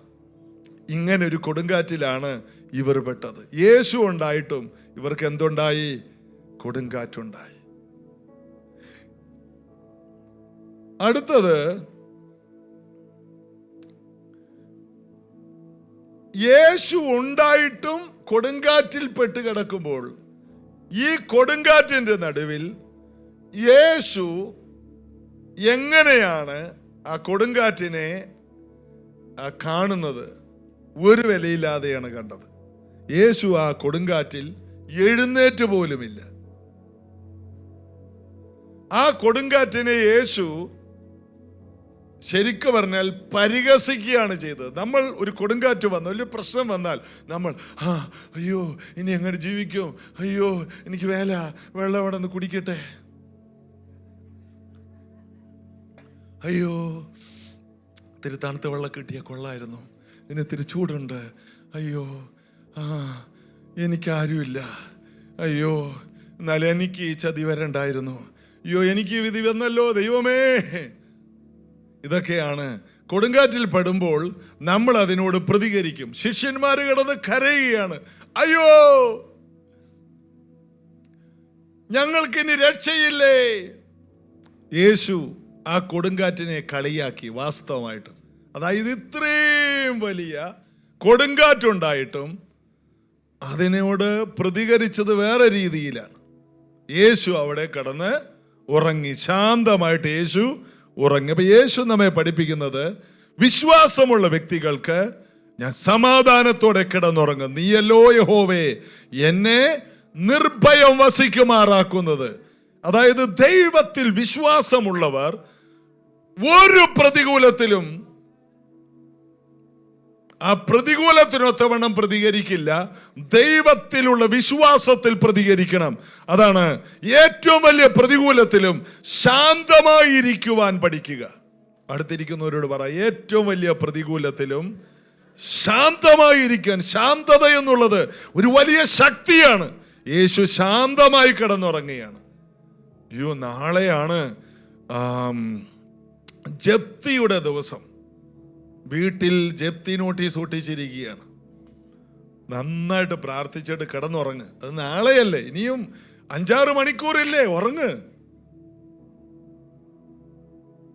നീ എഴുന്നേറ്റിരുന്നത് കൊണ്ട് വിഷയം വല്ലതുണ്ടോ? നീ കിടന്നുറങ്ങ്. ദൈവത്തിൽ ആശ്രയിക്കുന്ന ഒരുവൻ അവനെ തളർത്തിക്കളയാൻ കഴിയുന്ന ഒന്നുമില്ല. യേശു ദൈവത്തിൽ പിതാവിൽ മുറുകെ പിടിച്ചു. യേശുവിനൊരു ഉറപ്പുണ്ട്, ഉറങ്ങുന്ന യേശുവിനൊരു ഉറപ്പുണ്ട്, എൻ്റെ പിതാവ് എന്നോട് കൂടെയുണ്ട്. മറ്റൊരു ഭാഗത്ത് യേശു പറയുന്ന, അവൻ എന്നെ ഒരു നാളും അനാഥനായി വിട്ടിട്ടില്ല. യേശുവിൻ്റെ ഉറപ്പതാണ്, ഈ ഉറക്കത്തിൻ്റെ ഉറപ്പിതാണ്, അവൻ എന്നെ അനാഥനായി വിട്ടിട്ടില്ല. പലരും പറയുന്നത്, പാസ്റ്റർ ഉറക്കമില്ല പാസ്റ്റർ, എല്ലാം കൂടി ആലോചിച്ചിട്ട്. എല്ലാം കൂടി ആലോചിച്ചാൽ പിന്നെ എങ്ങനെ ഉറങ്ങും? ഏതെങ്കിലും ഒരു കാര്യം ഇതെല്ലാം കൂടി ആലോചിച്ച് ആരാണ് ഉറങ്ങുന്നത്? ഒരിക്കലൊരു ഭാര്യ എഴുന്നേറ്റിരിക്കുകയാണ്, രാത്രി മുഴുവൻ എഴുന്നേറ്റിരിക്കുകയാണ്. ഭർത്താവ് ഉറക്കത്തിൻ്റെ ഇടയിൽ ഒരു അരണ്ട വെളിച്ചത്തിൽ ഒരു നിഴല് പോലെ ആരോ കട്ടിലേൽ കുത്തിയിരിക്കുന്നു. ലൈറ്റ് ഇട്ട് നോക്കിയപ്പോൾ സ്വന്തം ഭാര്യ. നീ ഉറങ്ങിയില്ലേടി? വെളുപ്പിന് 3 മണിക്ക്. ഇല്ല. എന്താ? ഭാര്യ കാര്യം മുഴുവൻ പറഞ്ഞു. പിന്നെ ഭർത്താവ് എഴുന്നേറ്റിരിക്കുകയാണ്, ഭാര്യ കിടന്നുറങ്ങി. കാരണം അത് കേട്ടാൽ പിന്നെ എന്തു പോകും? ഉള്ള ഉറക്കം മുഴുവനും പോകും. അങ്ങനത്തെ സാധനങ്ങൾ മെനഞ്ഞ് എന്നെ വലുതാക്കി വെച്ചിരിക്കുകയാണ്. ഇയാൾ ഇത്രയും വലുതായിട്ടത് വിചാരിച്ചില്ല. അപ്പം ചില കാര്യങ്ങൾ ചിലർ പറഞ്ഞു കഴിഞ്ഞാൽ നമ്മുടെ ഉള്ള ഉറക്കവും കൂടി പോകും. അങ്ങനെയുള്ളവരോട് അധികം കേൾക്കാതിരിക്കണം. എല്ലാവരുടെയും എല്ലാം കേൾക്കാൻ നിൽക്കരുത്. നമ്മുടെ ഉള്ള ഉറക്കം പോവും. അടുത്തിരിക്കുന്നവരോട് പറ, എല്ലാവരുടെയും എല്ലാം കേൾക്കാൻ നിൽക്കരുത്. അത് ഭാര്യയാണെങ്കിലും ഈ നെഗറ്റീവ് അടിക്കുന്ന ആൾക്കാരുണ്ടാവും നമ്മുടെ വീടുകളിൽ. അവര് എപ്പോഴും അതൊരു ഫാഷനാണ്, പ്രത്യേകിച്ച് മലയാളികൾക്ക്. എന്തുകൊണ്ട് സിസ്റ്ററെ? ഭയങ്കര ചൂടാ, ആവിയ, മാർച്ച് മാസമല്ലേ, ഡിസംബർ വന്നാലും എന്തൊരു തണുപ്പാ. ഒന്ന് എല്ലാറ്റിനും ഒരു നെഗറ്റീവ്. ഈ നെഗറ്റീവ് ഉള്ളിൽ ഇങ്ങനെ കിടക്കുന്നവരോട് നമ്മളൊരു 5 മിനിറ്റ് ഇരുന്നാൽ നമുക്കും കൂടി ഉള്ള ഉറക്കം, സമാധാനം, സ്വസ്ഥത നഷ്ടപ്പെടും. അപ്പം അതുകൊണ്ട് അവരുടെ ചരക്കൊന്നും നമ്മുടെ കപ്പലിലോട്ട് ഇറക്കുന്നതിന് മുമ്പേ നമ്മൾ നമ്മുടെ കപ്പലൊന്ന് ദൂരത്തേക്കൊന്ന് തള്ളിവിടുന്നത് നല്ലതായിരിക്കും. എന്തൊക്കെയുണ്ട് സിസ്റ്ററെ? പാസ്റ്റർ അറിഞ്ഞ്, സിസ്റ്ററെ എനിക്ക് ഒരു തിരക്കുണ്ടായിരുന്നു, പെട്ടെന്ന് പറഞ്ഞാട്ടെ, ഞാൻ പ്രാർത്ഥിക്കാം. കർത്താവേ, ഇതാണ് ഞാൻ പലർക്കും വേണ്ടി ചെയ്തുകൊണ്ടിരിക്കുന്നത്. കാരണം നിങ്ങളുടെ ഇത് മുഴുവൻ കേട്ടാൽ എൻ്റെ ഉള്ളവർക്കും കൂടി പോകും. അതുകൊണ്ട് ഇത് മുഴുവൻ കേൾക്കാതെ മുഴുവൻ കേട്ടിട്ട് ഞാൻ കേട്ടിട്ട് എന്ത് ഗുണമുണ്ട്? പാസ്റ്റർ ഇരിക്കേ, കേൾക്ക് പാസ്റ്റേ. ഒരു കാര്യം കൂടി പാസ്റ്റർ കേൾക്ക്. നിൽക്ക് പാസ്റ്റേ, ഞാൻ പറയുന്നത് കേൾക്ക്. ഞാൻ കേട്ടിട്ട് എന്ത് ചെയ്യാൻ? ഭർത്താവ് കേട്ടിട്ട് എന്ത് ചെയ്യാൻ? ഇനി ഭാര്യ കേട്ടിട്ട് എന്ത് ചെയ്യാനാണ്? കേൾക്കാൻ ഒരുവനുണ്ട്, വിടുവിക്കാൻ ഒരുവനുണ്ട്. അതായത് എല്ലാ വിഷമങ്ങളും നമുക്ക് ഇന്ന് മുതൽ കർത്താവിനോട് പറയാം. ആമേൻ. കർത്താവ് അവരെ ഒരു പാഠം പഠിപ്പിക്കുകയാണ്. വലിയ കൊടുങ്കാറ്റിൽ കർത്താവ് സുഗമമായിട്ട് കിടന്ന് ഉറങ്ങുകയാണ്. കർത്താവിനെ അറിയാൻ പാടില്ലാഞ്ഞിട്ടല്ല, കൊടുങ്കാറ്റ് ആണെന്നൊക്കെ കർത്താവിനറിയാം. കർത്താവിന് ബോധമില്ലാതെ ഉറങ്ങുകയല്ല, കർത്താവിനറിയാം. കാരണം പടക് മുങ്ങാറായെന്ന്. കർത്താവ് കഴുത്തോളം വെള്ളത്തിലാണ്. കഴുത്തോളം വെള്ളത്തിൽ കിടന്ന് ഉറങ്ങിയ ഒരേ ഒരാൾ യേശു മാത്രമാണ്. അതേ പടക് മുങ്ങുമാറായി. അവൻ അമരത്ത് തലയണ വെച്ച്. അപ്പൊ തലയണയും കർത്താവിൻ്റെ തലയും മാത്രം മുകളിൽ, ബാക്കി മൊത്തം ഉടല് മുഴുവനും ഉപ്പ് വെള്ളത്തിൽ കിടക്കുകയാണ്, കടൽ വെള്ളത്തിലാണ്, തണുത്ത വെള്ളത്തിലാണ്. അങ്ങനെ ഒരു ഉറക്കം. എന്തൊരു നല്ല ഉറക്കമാണ്. ഇങ്ങനെ ഒന്ന് ഉറങ്ങാൻ കഴിഞ്ഞിരുന്നെങ്കിൽ. ചില വീട്ടിൽ ഇത്രയും വിഷയം ഉണ്ടായിട്ട് മനുഷ്യൻ എന്തൊരു കിടപ്പാണ്. ഒന്ന് എഴുന്നേറ്റ്. എന്താണ് എൻ്റെ വിഷമം? നിങ്ങളൊന്ന് മനസ്സിലാക്ക്. എന്തൊരു ഉറക്കമാണ്. ചിലരുടെ ഉറക്കം മറ്റുള്ളവർക്ക് ഇഷ്ടക്കേടാണ്. ഉറക്കം ഒരു അനുഗ്രഹമാണ്. അടുത്തിരിക്കുന്നവരോട് പറ, ഉറക്കം ഒരു അനുഗ്രഹമാണ്. ചിലർ അത് ആരംഭിച്ചു കഴിഞ്ഞു.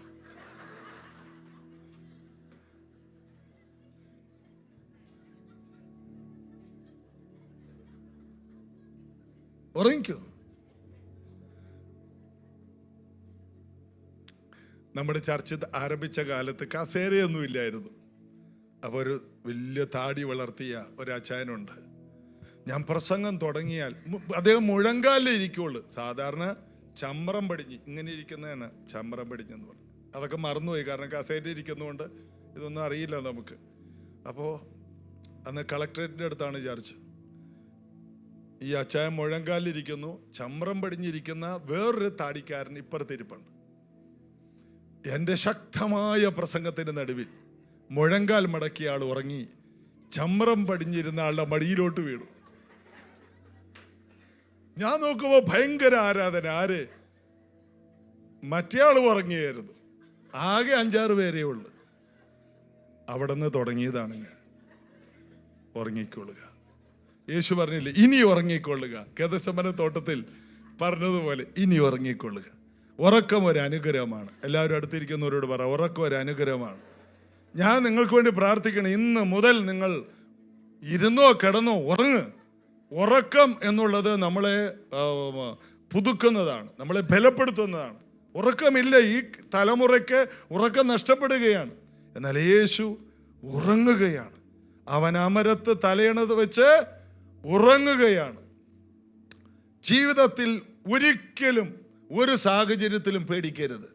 അടുത്ത കാര്യം, ഈ പടക് മുങ്ങിപ്പോകുമോ? യേശുവിന് പേടിയില്ല.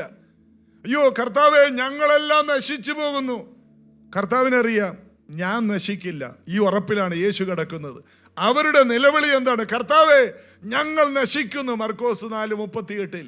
കർത്താവേ, ഞങ്ങൾ നശിച്ചു പോകുന്നതിൽ നിനക്ക് വിചാരം. എടാ, ഞാനാണ് നിങ്ങളെ അക്കരയ്ക്ക് പോകാൻ വിളിച്ചതെങ്കിൽ ഇടക്ക് വെച്ച് നിങ്ങൾ എങ്ങനെ നശിക്കാനാണ്? എടാ, ഞാൻ നശിച്ചാലല്ലേ നിങ്ങൾ നശിക്കൂ? ഞാൻ നശിക്കില്ല. ഞാൻ ഈ ഭൂമിയിലേക്ക് വന്നത് നശിക്കാനല്ല, അനേകരെ രക്ഷിക്കാനാണ്.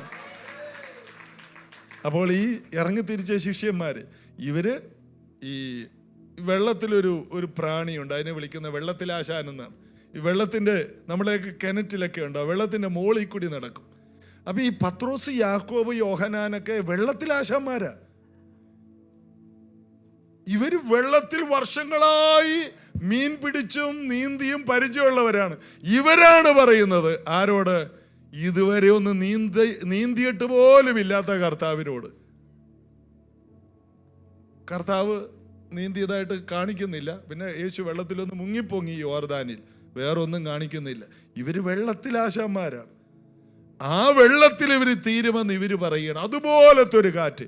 അവർ പറയുന്നത് ഞങ്ങളുടെ ജീവിതത്തിൽ ഈ കടലിൽ ഇതുപോലൊരു വിഷയം വന്നിട്ടില്ല. ഇതാണ് നമ്മുടെ ജീവിതത്തിൽ ഒരിക്കലും നമ്മൾ നേരിടാത്തത് ഇനിയും നേരിടും. ഇന്നുള്ള വിഷയം ഇന്നത്തെ പ്രാർത്ഥന കൊണ്ട് തീരും.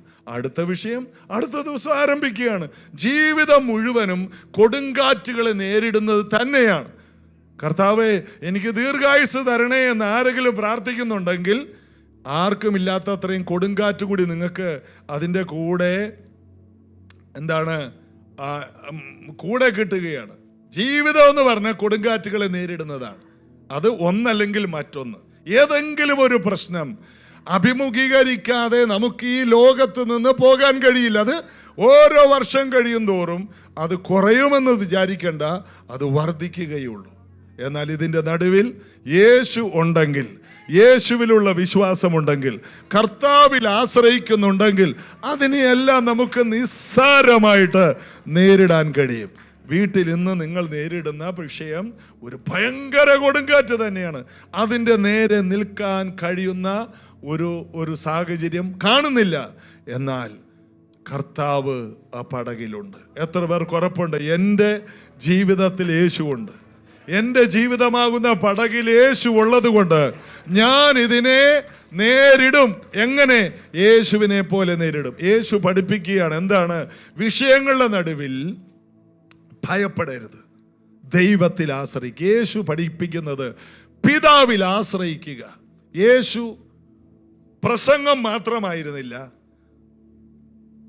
യേശു എഴുന്നേറ്റ് പറഞ്ഞു, എടാ മിണ്ടാരിയടാ, നിങ്ങൾക്കൊക്കെ നീന്താനെങ്കിലും അറിയാം, എനിക്കതുപോലും അറിയില്ല എന്നാണോ കർത്താവ് പറഞ്ഞേ?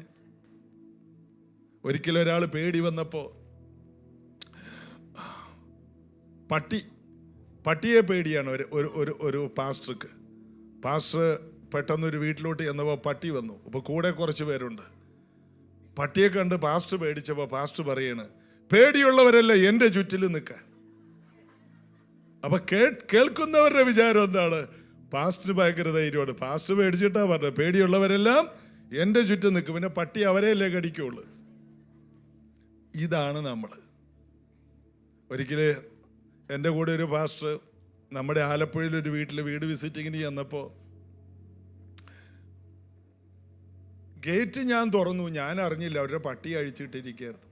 പട്ടി എൻ്റെ നേരെ വരുന്നു. പാസ്റ്റർ എൻ്റെ കൂടെയുണ്ട്, നമ്മുടെ ചർച്ചിൽ വന്ന പാസ്റ്ററാണ്. ഞാൻ ആ വീട്ടിൽ വർഷങ്ങൾക്ക് മുമ്പ് പ്രാർത്ഥിക്കാൻ കൊണ്ടുപോയത്. ഞാൻ നോക്കുമ്പോൾ ഈ പാസ്റ്റർ എങ്ങനെ എൻ്റെ തോളയിൽ കയറിയെന്ന് അറിയില്ല. ഇങ്ങനെ കൃത്യമായിട്ട് എൻ്റെ തോളയിൽ നല്ല പൊക്കവും, അധികം പൊക്കമില്ല, നല്ല വെയിറ്റുള്ള ഒരാളെ എൻ്റെ തോളയിൽ കൃത്യമായിട്ട് ഇരിക്കുന്നു. 2 കാലും കേടിട്ടിരിക്കുന്നു. ആ അച്ചായൻ ഓടി വന്ന് പട്ടിയെ പിടിച്ചു. പട്ടി ഒന്നും ചെയ്തില്ല. പട്ടി ഇതെല്ലാം കേട്ട് പട്ടി പേടിച്ചു പോയി.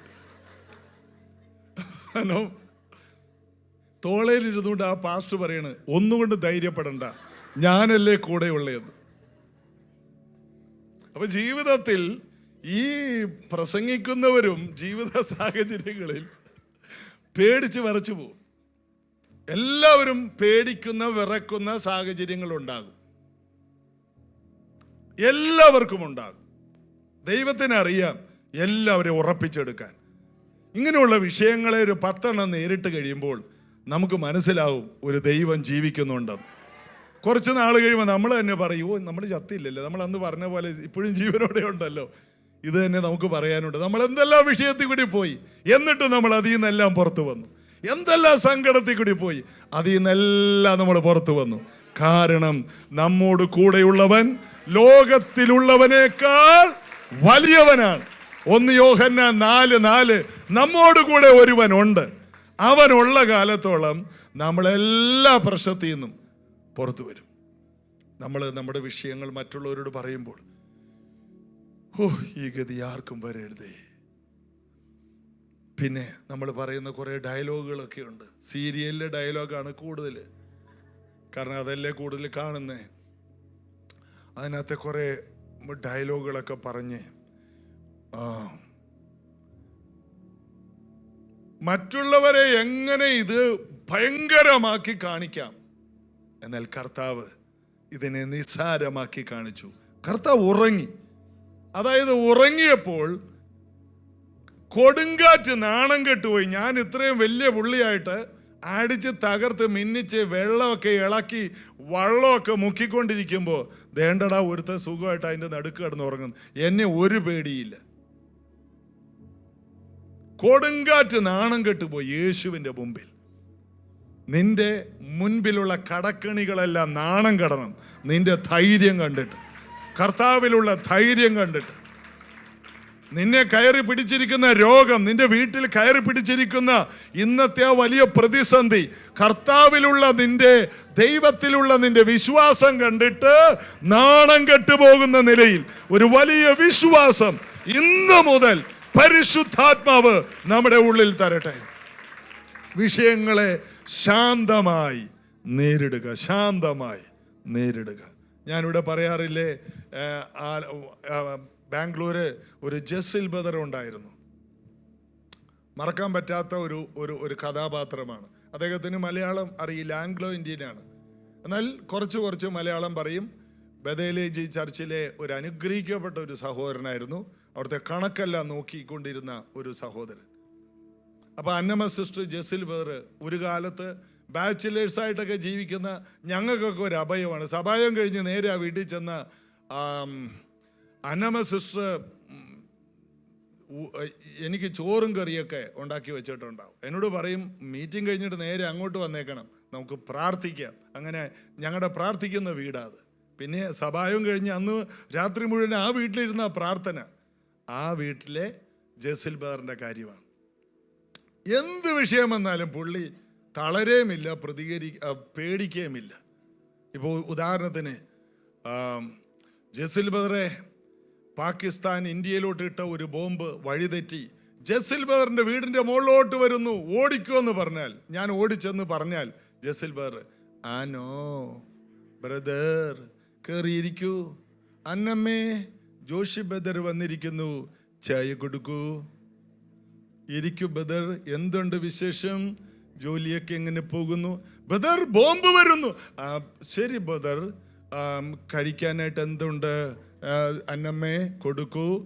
ബോംബ് എന്നുള്ളത് നമ്മൾ മറന്നുപോകും. ജസിൽ ബദറിൻ്റെ അടുക്കൽ ചെന്ന് ബോംബിടാൻ നോക്കിയാൽ നടക്കൂല. വേറെ ഏത് വീട്ടിലും നമുക്ക് ഈ ബോംബിടാം. ഇദ്ദേഹത്തിൻ്റെ അടുത്ത് ഒരു ബോംബ് കേൾക്കത്തില്ല. കാരണം ആനോ എന്ത് കേട്ടാലും, ബദർ ഇനി ഡോക്ടർ പറഞ്ഞിരിക്കുന്നത് 3 ആഴ്ചയും കൂടി ഉള്ളു, ഇഷ്ടമുള്ളതൊക്കെ കഴിച്ചോളൂ. ആനോ സുഖമായിരിക്കുന്നോ? ആ കാര്യമേ അദ്ദേഹം വകവെക്കില്ല. അങ്ങനത്തെ ഒരു മനോഭാവം കർത്താവിൽ നിന്ന് പ്രാപിക്കണം. ഇനി ജീവിതത്തിൽ നിങ്ങൾക്ക് നേരെ വരുന്ന കൊടുങ്കാറ്റ് വരുമ്പോൾ എന്ത് പറയണം? ആനോ. അടുത്തിരിക്കുന്നവരോട് പറ, ആനോ. ജീവിതത്തിൽ എന്ത് വിഷയം വന്നാലും അത്രേ ഉള്ളോ എന്നതിനെ പുച്ഛിക്കാൻ കഴിയണം. അതായത്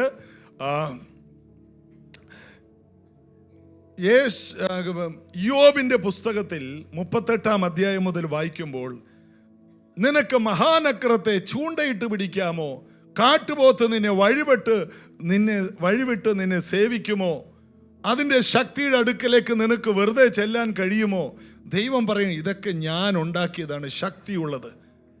ശക്തിയുള്ളത്, ഒന്നിനെയും പേടിക്കാത്ത പല ജീവികളുടെ പേര് ദൈവം അവിടെ പറഞ്ഞിട്ട് യോബിനോട് പറയുകയാണ്, എടാ ഇതിനെയെല്ലാം ഞാൻ ഉണ്ടാക്കിയതാണ്, ഒന്നിനെയും പേടിക്കാത്ത ചിലതിനെ ഞാൻ ഉണ്ടാക്കിയിട്ടുണ്ട്. ഇതുപോലെ എന്നിൽ വിശ്വസിക്കുന്ന നിനക്കും ഒന്നിനെയും പേടിക്കേണ്ട ആവശ്യമില്ല. ദൈവത്തിൽ ആശ്രയിക്കുന്ന ഒരു ദൈവ പൈതൽ ഏത് വിഷയം വന്നാലും. കുഞ്ഞുങ്ങളെ, ഈ വർഷം നിങ്ങൾ എഴുതുന്ന പരീക്ഷ വലുതാണ്, ഇനി വരാൻ പോകുന്ന ഇതിലും വലുതാണ്. ഇനി കുറയുന്ന പരീക്ഷയൊന്നും, ഇനി കുറഞ്ഞ ഒരു പരീക്ഷയുണ്ട്. നിങ്ങൾ നേഴ്സറി പോയിരുന്നാൽ മതി. തറ, പറ, പദ, ലീലയുടെ വള, ഇതൊക്കെ എഴുതിക്കൊണ്ടിരുന്ന വലിയ കുഴപ്പമില്ല. ഇനി മുകളിലോട്ട് പോകാതിരുന്നാൽ മതി. മുകളിലോട്ട് പോകും തോറും പരീക്ഷ വലുതാണ്. അടുത്തിരിക്കുന്നവരോട് പറ, മുകളിലോട്ട് പോകും തോറും പരീക്ഷ വലുതാണ്. അപ്പോൾ ഓരോ പരീക്ഷകളും ഇന്ന് ഉള്ള പരീക്ഷയേക്കാൾ അഗ്നി പരിശോധന, തീയിലൂടെ പോകുന്ന പരിശോധന. ഇതിലൂടെ പോകുമ്പോൾ പൊന്ന്, വെള്ളി, വിലയേറിയ കല്ല് മാറ്റുള്ളതായി മാറും. മരം, പുല്ല്, വൈക്കോൽ ഇവ തീയിൽ വെന്തുപോകും. അങ്ങനെയുള്ള വിശ്വാസികൾ അധികം നാൾ നിലനിൽക്കില്ല. എന്നാൽ വിലയേറിയതുണ്ട്, പൊന്ന്, വെള്ളി, വിലയേറിയ കല്ല്. ഇത് തീയിലൂടെ പോകും തോറും ഇതിൻ്റെ ചിരി വർദ്ധിക്കും, ഇതിൻ്റെ സന്തോഷം വർദ്ധിക്കും, ഇതിൻ്റെ ശോഭ വർദ്ധിക്കും, ഇതിൻ്റെ വില വർദ്ധിക്കും, ഇതിൻ്റെ മൂല്യം വർദ്ധിക്കും. നാം ഏത് ലിസ്റ്റിൽ പെട്ടതാണെന്ന് നാം നമ്മെ തന്നെ വിലയിരുത്തിയാൽ മതി. തീ കൊണ്ടുള്ള പരിശോധനകളാണ്, അഗ്നി പരിശോധനയാണ് ഓരോ ദൈവ പൈതലിനുള്ളത്. പലതരത്തിലുള്ള കാറ്റടിക്കും, നിലയ്ക്കാത്ത കാറ്റുകൾ അടിക്കും. പക്ഷേ ഒരു രാത്രിയൊക്കെ കാറ്റടിക്കുന്നതിൽ കുഴപ്പമില്ല, ഞങ്ങൾ അഡ്ജസ്റ്റ് ചെയ്യും. ഇത് വർഷങ്ങളായിട്ട് അടിക്കുന്ന കാറ്റ് അതുകൊണ്ടാകും. എന്നാൽ അതിൻ്റെ നടുവിലും നിൽക്കാൻ ദൈവം നമ്മെ കഴുകന്മാരെ പോലെ അഭ്യസിപ്പിക്കും. നിലയ്ക്കാത്ത കൊടുങ്കാറ്റിൻ്റെ നടുവിലും പറന്ന് നിൽക്കാനുള്ള ചിറകുകൾ അവൻ നമുക്ക് ഉണ്ടാക്കി തരും. അവൻ്റെ സന്നിധിയിൽ ഇരുന്നാൽ കൊടുങ്കാറ്റിനെ അതിജീവിക്കുന്ന ചിറകുകൾ അവൻ നമുക്ക് വേണ്ടി നിർമ്മിക്കും. ഇന്നത് വിശ്വസിക്കുന്നവരുണ്ടെങ്കിൽ നിങ്ങളത് ഈ ദിവസങ്ങളിൽ ദൈവ സന്നിധിയിൽ ഇരുന്ന് പ്രാപിച്ചെടുക്കണം. യേശുവിൻ്റെ ജീവിതത്തിൽ ഒറ്റപ്പെട്ട് നിൽക്കുമ്പോൾ ആ പീലാത്തോസിൻ്റെ മുമ്പിലും മഹാപുരോഹിതന്മാരുടെ മുമ്പിലൊക്കെ യേശു നിൽക്കുമ്പോൾ യേശുവിൻ്റെ നേരെ കൊടുങ്കാറ്റാണ് അടിക്കുന്നത്. യേശുവിനെ ആക്ഷേപിക്കുമ്പോൾ, യേശുവിനെ നിന്ദിക്കുമ്പോൾ, യേശുവിനെ തുപ്പുമ്പോൾ, യേശുവിൻ്റെ തലയിൽ മുൾക്കിരീടം വെച്ച് അടിക്കുമ്പോൾ, യേശുവിൻ്റെ ജീവിതത്തിൽ അടിക്കുന്ന കൊടുങ്കാറ്റുകളിൽ അവിടെ നമ്മൾ വായിക്കുന്നു, രോമം കത്രിക്കുന്നവരുടെ നടുവിൽ മിണ്ടാതിരിക്കുന്ന കുഞ്ഞാടിനെ പോലെ കർത്താവ് നിന്നു, ശാന്തമായി നിൽക്കുന്നു. അപ്പോൾ പീലാത്തോസ് ചോദിക്കുകയാണ്, ഞാൻ ആരാണെന്നറിയാമോ? നിന്നെ വിട്ടയക്കാനും നിന്നെ ക്രൂശിക്കാനും എനിക്ക് അധികാരമുണ്ട്. മിണ്ടാതിരിക്കുന്ന കർത്താവ് നേരെ തല ഉയർത്തിയിട്ട്, മുകളിൽ നിന്ന് കിട്ടിയിട്ടില്ലെങ്കിൽ നിനക്ക് എൻ്റെ മേൽ ഒരധികാരവുമില്ല. അതിൻ്റെ അർത്ഥം ഈ കൊടുങ്കാറ്റ് മുകളിൽ നിന്ന് അനുവദിച്ചതാണ്. ഈ കൊടുങ്കാറ്റിൽ നിൽക്കാനുള്ള ചിറക് എനിക്കുണ്ട്. ഈ കൊടുങ്കാറ്റിനെ നേരിടാനുള്ള ചിറക് എൻ്റെ സ്വർഗം തന്നിട്ടുണ്ട്. അതുകൊണ്ടാണ് പീലാത്തോസേ ഞാനിവിടെ നിൽക്കുന്നത്. അപ്പൊ പീലാത്തോസ് ചോദിച്ചു, നീ രാജാവാണോ? ഞാൻ രാജാവാണ്. എന്നിട്ട് എന്താണ്, നിനക്ക് സൈന്യമില്ലേ?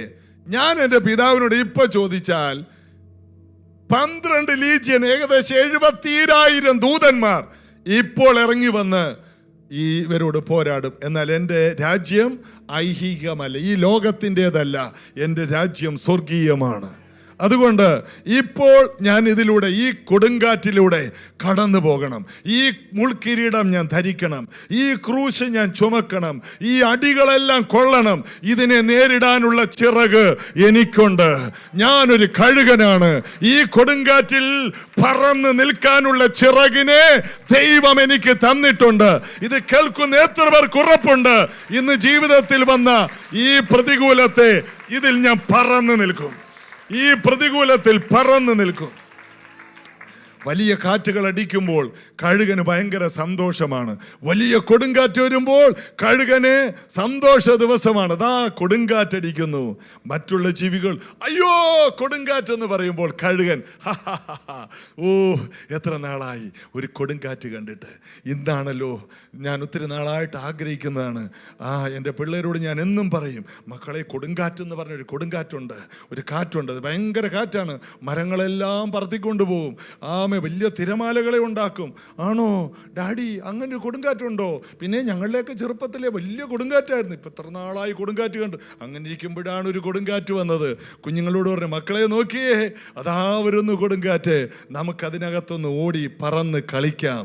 അതാണ് കഴുകന്മാരുടെ ജീവിതം. അയ്യോ ഒരു കൊടുങ്കാറ്റ് വന്നാൽ അതിനകത്ത് കൂടുതൽ വെറുതെ ചിറക് വിരിച്ച് നിന്നാൽ മതി, കൊടുങ്കാറ്റ് അവരെ കൊണ്ടുപോകും. അവരിങ്ങനെ പറന്ന് നടക്കും.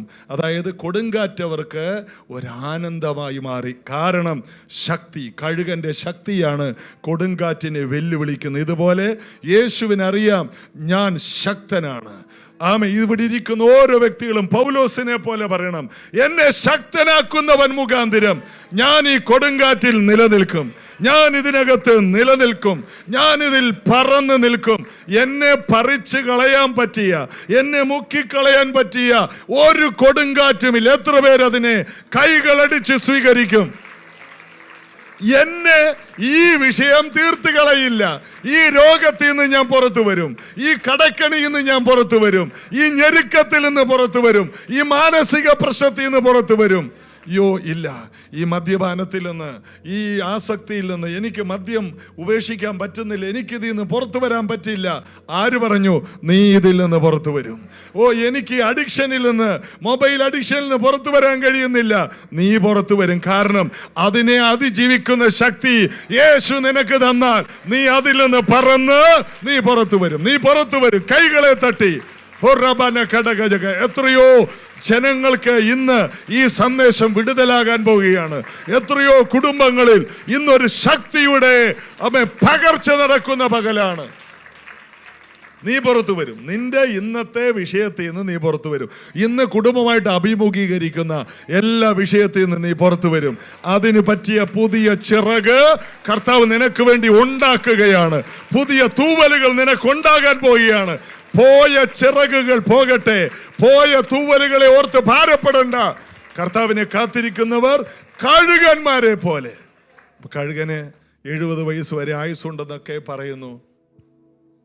ഈ ആയുസ്സുള്ള കഴുകൻ അതിൻ്റെ ഒരു 40 വയസ്സാകുമ്പോഴേക്ക് അതിൻ്റെ ചുണ്ടും അതിൻ്റെ നഖമൊക്കെ വളഞ്ഞ് അതിന് വേണ്ട രീതിയിൽ ഇരയെ പിടിക്കാൻ പറ്റാത്ത രീതിയിലാകും. അതായത് ഈ കഴുകന്മാരുടെ നഖം വളഞ്ഞിരുന്നാൽ ഈ വെള്ളത്തിലോട്ട് ഇറങ്ങി മീനെ പിടിക്കുമ്പോൾ മീൻ്റെ മുതുക് മാത്രമേ കാണുള്ളൂ.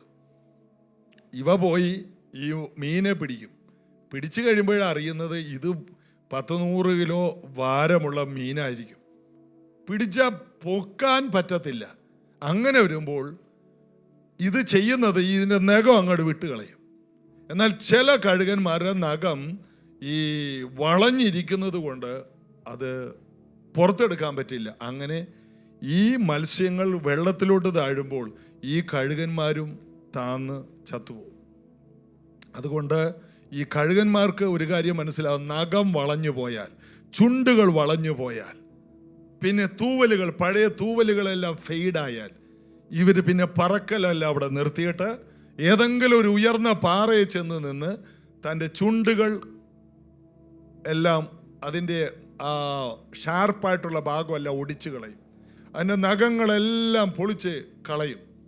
തൂവലുകളെല്ലാം ആദ്യമേ കൊത്തിപ്പറിച്ച് കളയും. അതിനെ കാണുന്നവരെല്ലാം പറയും തീർന്നു. എന്തോ ഉയരത്തിൽ പറന്നിരുന്ന ആളാ, വലിയ പുള്ളിയായിരുന്നു, ഒരു കുടുംബമായിട്ടൊക്കെ വലിയ നിലയിലായിരുന്നു. ഇപ്പം കണ്ടോ അവസ്ഥ, കണ്ടോ? പോകുന്ന എല്ലാ കാക്കയും കോഴിയും പട്ടിയും പൂച്ചയും എല്ലാം കളിയാക്കും. എന്നാൽ കഴുകൻ അനങ്ങത്തില്ല. കഴുകൻ അറിയാം. അതാണ് 40 യെശയ്യാവ് 40:31. എങ്കിൽ യഹോവയെ കാത്തിരിക്കുന്നവർ ശക്തിയെ പുതുക്കും. അവർ കഴുകന്മാരെ പോലെ ചിറകടിച്ച് കയറും. അവർ തളർന്നു പോകാതെ ഓടുകയും ക്ഷീണിച്ചു പോകാതെ നടക്കുകയും ചെയ്യും. അപ്പോൾ അതിന് തൊട്ട് മുകളിൽ ഒരു വാക്യമുണ്ട്, ബാല്യക്കാർ ഇടറി വീഴും, ക്ഷീണിച്ച് തളർന്നു പോകും, യൗവനക്കാരും ഇടറി വീഴും. എന്നാൽ ഈ പ്രായമായ കഴുകൻ, അതാണ് അതിൻ്റെ അർത്ഥം. ബാല്യക്കാർ, നല്ല യൗവനമുണ്ടെന്ന് പറയുന്നവർ പോലും ക്ഷീണിച്ചു പോകും. എന്നാൽ പ്രായമായ കഴുകൻ, 40 വയസ്സിന് മുകളിലോട്ട് പ്രായം വന്ന കഴുകൻ, കാത്തിരുന്ന് ശക്തിയെ പുതുക്കിയ കഴുകൻ, ബാല്യക്കാരേക്കാൾ യൗവനക്കാരേക്കാൾ കരുത്തുള്ളതായി വീണ്ടും ചിറകടിച്ച് വീണ്ടും മുകളിലോട്ട് കയറും.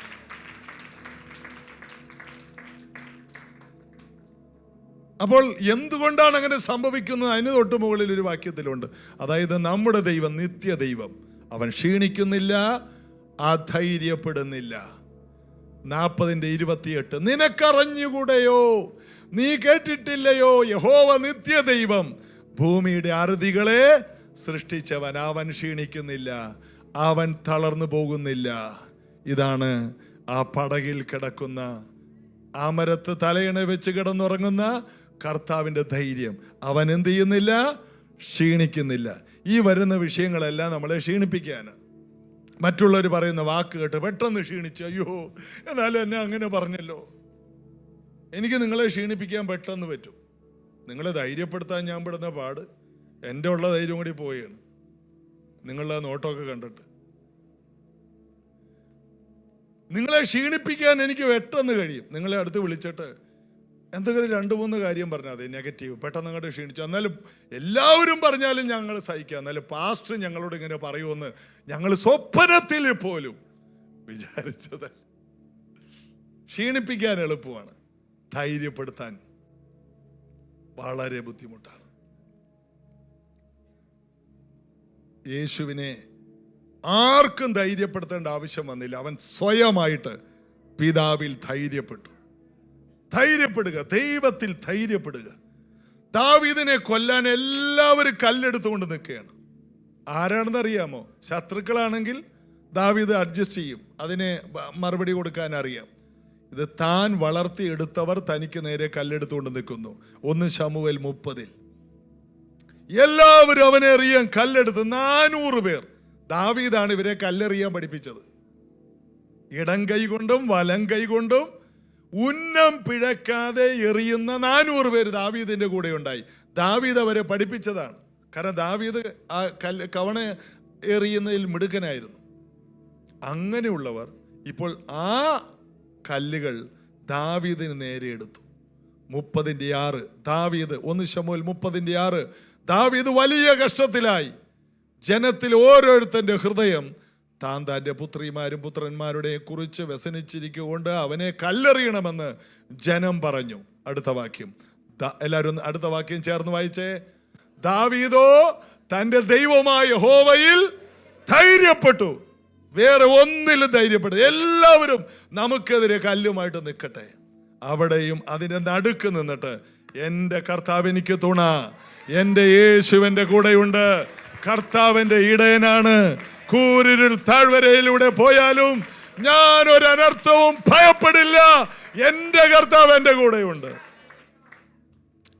ഇതാണ് ക്രിസ്തീയ ജീവിതം. ആർക്കും നമ്മെ പേടിപ്പിക്കാൻ കഴിയില്ല, ആർക്കും നമ്മെ തളർത്താൻ കഴിയില്ല, ആർക്കും നമ്മെ ക്ഷീണിപ്പിക്കാൻ കഴിയില്ല, ആർക്കും നമ്മെ തോൽപ്പിക്കാൻ കഴിയില്ല. നമുക്ക് വേണമെങ്കിൽ നമ്മെ ക്ഷീണിപ്പിക്കാം, നമുക്ക് വേണമെങ്കിൽ നമ്മെ തോൽപ്പിക്കാം, നമുക്ക് വേണമെങ്കിൽ നമ്മളെ ഭയപ്പെടുത്താം. നമ്മിലുള്ളവൻ ലോകത്തിലുള്ളവനേക്കാൾ വലിയവനാണ്. കർത്താവ് എനിക്ക് തുണ. എത്ര പേരതിന് ആമേൻ പറയും? യേശു എൻ്റെ ഇടയനാണെന്നുള്ള വാക്ക് ദാവീദ് പിന്നീട് വെറുതെ എഴുതിയതല്ല. അവൻ എന്നെ പച്ചയായ പുൽപ്പുറത്തേക്ക് കടത്തുള്ളൂ, സ്വസ്ഥതയുള്ള വെള്ളത്തിൻ്റെ അരികത്തേക്ക് കൊണ്ടുപോകുന്ന വഴിയിൽ ഒരു കൂരിരുൾ താഴ്വരയുണ്ട്. അതാണ് വിഷയം. അവൻ എന്നെ പച്ചയായ പുൽപ്പുറത്തോട്ട് കൊണ്ടുപോകുന്നു, സ്വസ്ഥതയുള്ള വെള്ളത്തിന് അരികത്തേക്ക് നടത്തുന്നു. ഇതിനിടയിൽ, അങ്ങോട്ട് പോകുന്നതിനിടയിൽ ഒരു കൂരിരുൾ താഴ്വരയുണ്ട്. കൂരിരുൾ താഴ്വര കൊണ്ട് തീരുന്നതല്ല, കൂരിരുൾ താഴ്വര കഴിഞ്ഞ് തുടങ്ങുന്നതാണ് വിശ്വാസ ജീവിതം. ഈ കൊടുങ്കാറ്റിന് ശേഷം വീണ്ടും ഒരു നല്ല പച്ചയായ പുൽപ്പുറം, സ്വസ്ഥതയുള്ള വെള്ളം. ഇത് കേൾക്കുന്ന പലരുടെയും ജീവിതത്തിലുണ്ട്. ഇന്ന് നിങ്ങൾക്ക് നേരെ അടിക്കുന്ന ഈ കാറ്റുകൊണ്ട് നിങ്ങൾ തീരുകയല്ല, പുതിയ ചിറകുകൾ പ്രാപിച്ച് അതിൻ്റെ ഒപ്പം പറന്നു നിൽക്കും. ഈ പ്രതികൂലത്തെ നേരിടും, ഈ പ്രശ്നത്തെ നേരിടും. യേശു നേരിട്ടെങ്കിൽ, അപ്പോസ്തലന്മാർ നേരിട്ടെങ്കിൽ, നമ്മളതിനെ നേരിടും. അപ്പൊ പച്ചയായ പുൽപ്പുറവും സ്വസ്ഥതയുള്ള വെള്ളവും ഒരു കൂരിരുൾ താഴ്വര കഴിഞ്ഞാൽ നമ്മൾ കാണും. ഈ കൂരിരുൾ താഴ്വര കൊണ്ട് ജീവിതം തീരുകയല്ല, ദൈവം നമ്മുടെ കൂടെ ഉള്ളത് കൊണ്ട് നമ്മൾ ഇതിനെയെല്ലാം അതിജീവിക്കും. ഇതാണ് ഒരു ദൈവ പൈതലിൻ്റെ ജീവിതത്തിലെ ധൈര്യം. അപ്പോൾ മഹാപ്രതിഫലമുള്ള ഈ ധൈര്യം നമ്മൾ ഒരിക്കലും തള്ളിക്കളയരുത്. കർത്താവ് എൻ്റെ കൂടെയുണ്ട്, ഞാൻ യേശുവിനെ സ്വീകരിച്ച ദൈവ പൈതലാണ്, ഞാൻ കർത്താവിൻ്റെ വകയാണ്, ഞാൻ കർത്താവിൻ്റെ മേശയിൽ നിന്ന് ഭക്ഷിക്കുന്ന വ്യക്തിയാണ്, ഞാൻ ദൈവവചനം വായിക്കുന്ന വ്യക്തിയാണ്, ഞാൻ ആത്മാവിൽ പ്രാർത്ഥിക്കുന്ന വ്യക്തിയാണ്, ഒരു വിഷയം വന്നാൽ ദൈവസ്ഥൽ വീഴുന്ന വ്യക്തിയാണ്. ഞാൻ ഒരിക്കലും പരാജയപ്പെടില്ല. ഈ ലോകത്ത് ആര് പരാജയപ്പെട്ടാലും എനിക്ക് പരാജയപ്പെടാൻ കഴിയില്ല. കാരണം ദൈവം എന്നെ വിളിച്ചു വേർതിരിച്ചതാണ്. ഈ ഒരു ധൈര്യം പരിശുദ്ധാത്മാവ് പല ഹൃദയങ്ങളിലും ഇപ്പോൾ ഇടുകയാണ്. കൈകളടിച്ചതിനെ പ്രാപിച്ചേ അതിനെ ജയിക്കും, അതിനെ നേരിടും. ഈ ബിസിനസ് ഞാൻ അത്ഭുതമാക്കും, എൻ്റെ വിദ്യാഭ്യാസത്തെ ഞാൻ അത്ഭുതമാക്കും, ഞാൻ വിജയം കൊണ്ട് ആഘോഷങ്ങൾ ആഘോഷിക്കും, ഞാൻ വിജയിക്കും.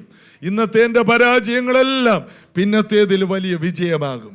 അപ്പോൾ നമ്മുടെ പരാജയങ്ങളിൽ ഒരിക്കലും തളർന്നു പോകരുത്.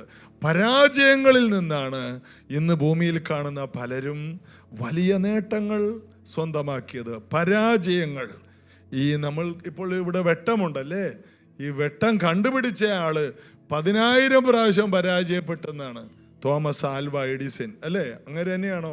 ആന്നു, പണ്ട് അദ്ദേഹം തന്നെയായിരുന്നു, ഇപ്പോഴത്. അപ്പോൾ 10,000-ത്തിലധികം പ്രാവശ്യം പരാജയപ്പെട്ടിട്ടും അദ്ദേഹം പരാജയത്തെ പരാജയപ്പെടുത്തി വെളിച്ചത്തെ ഉണ്ടാക്കിയെടുത്തു. ഇതുപോലെ തോൽക്കാൻ കഴിയില്ല, തോൽക്കാൻ ഞങ്ങൾക്ക് മനസ്സില്ല എന്ന് പണ്ട് രാഷ്ട്രീയക്കാർ പാടിയത് ഇനി ദൈവമക്കൾ പാടണം. എന്താണ്? തോൽക്കാൻ ഞങ്ങൾക്ക് മനസ്സില്ല, മരിക്കാൻ ഞങ്ങൾക്ക് മനസ്സില്ല. നമുക്ക് അങ്ങനെയൊന്നും തോറ്റുപോകാൻ കഴിയില്ല. എന്നെ ശക്തനാക്കുന്ന യേശു ഉണ്ടെങ്കിൽ, എന്നെ ശക്തീകരിക്കുന്ന പരിശുദ്ധാത്മാവുണ്ടെങ്കിൽ, എന്നിൽ കർത്താവുണ്ടെങ്കിൽ, എനിക്ക് വാഗ്ദത്തമുണ്ടെങ്കിൽ, എന്നെ വിളിച്ചവൻ എൻ്റെ കൂടെയുണ്ടെങ്കിൽ, അവൻ എൻ്റെ പടകിൽ ഉണ്ടെങ്കിൽ ഞാൻ എങ്ങനെ തോൽക്കാനാണ്? ഇതാ യേശു അവരുടെ അക്കരയ്ക്ക് പോകാൻ പറഞ്ഞു. കൊടുങ്കാറ്റ് ഒക്കെ യേശുവിന് അറിയാം. കടലിലെ മത്സ്യത്തിൻ്റെ വായിലുള്ള പൈസ കാണാൻ കഴിയുന്നവൻ ഈ വരാൻ പോകുന്ന ചില മണിക്കൂറിന് ശേഷം വരാൻ പോകുന്ന കൊടുങ്കാറ്റ് കാണാഞ്ഞിട്ടല്ല, അറിയാഞ്ഞിട്ടല്ല ഇവരെ കൂടെ കൂട്ടിയത്.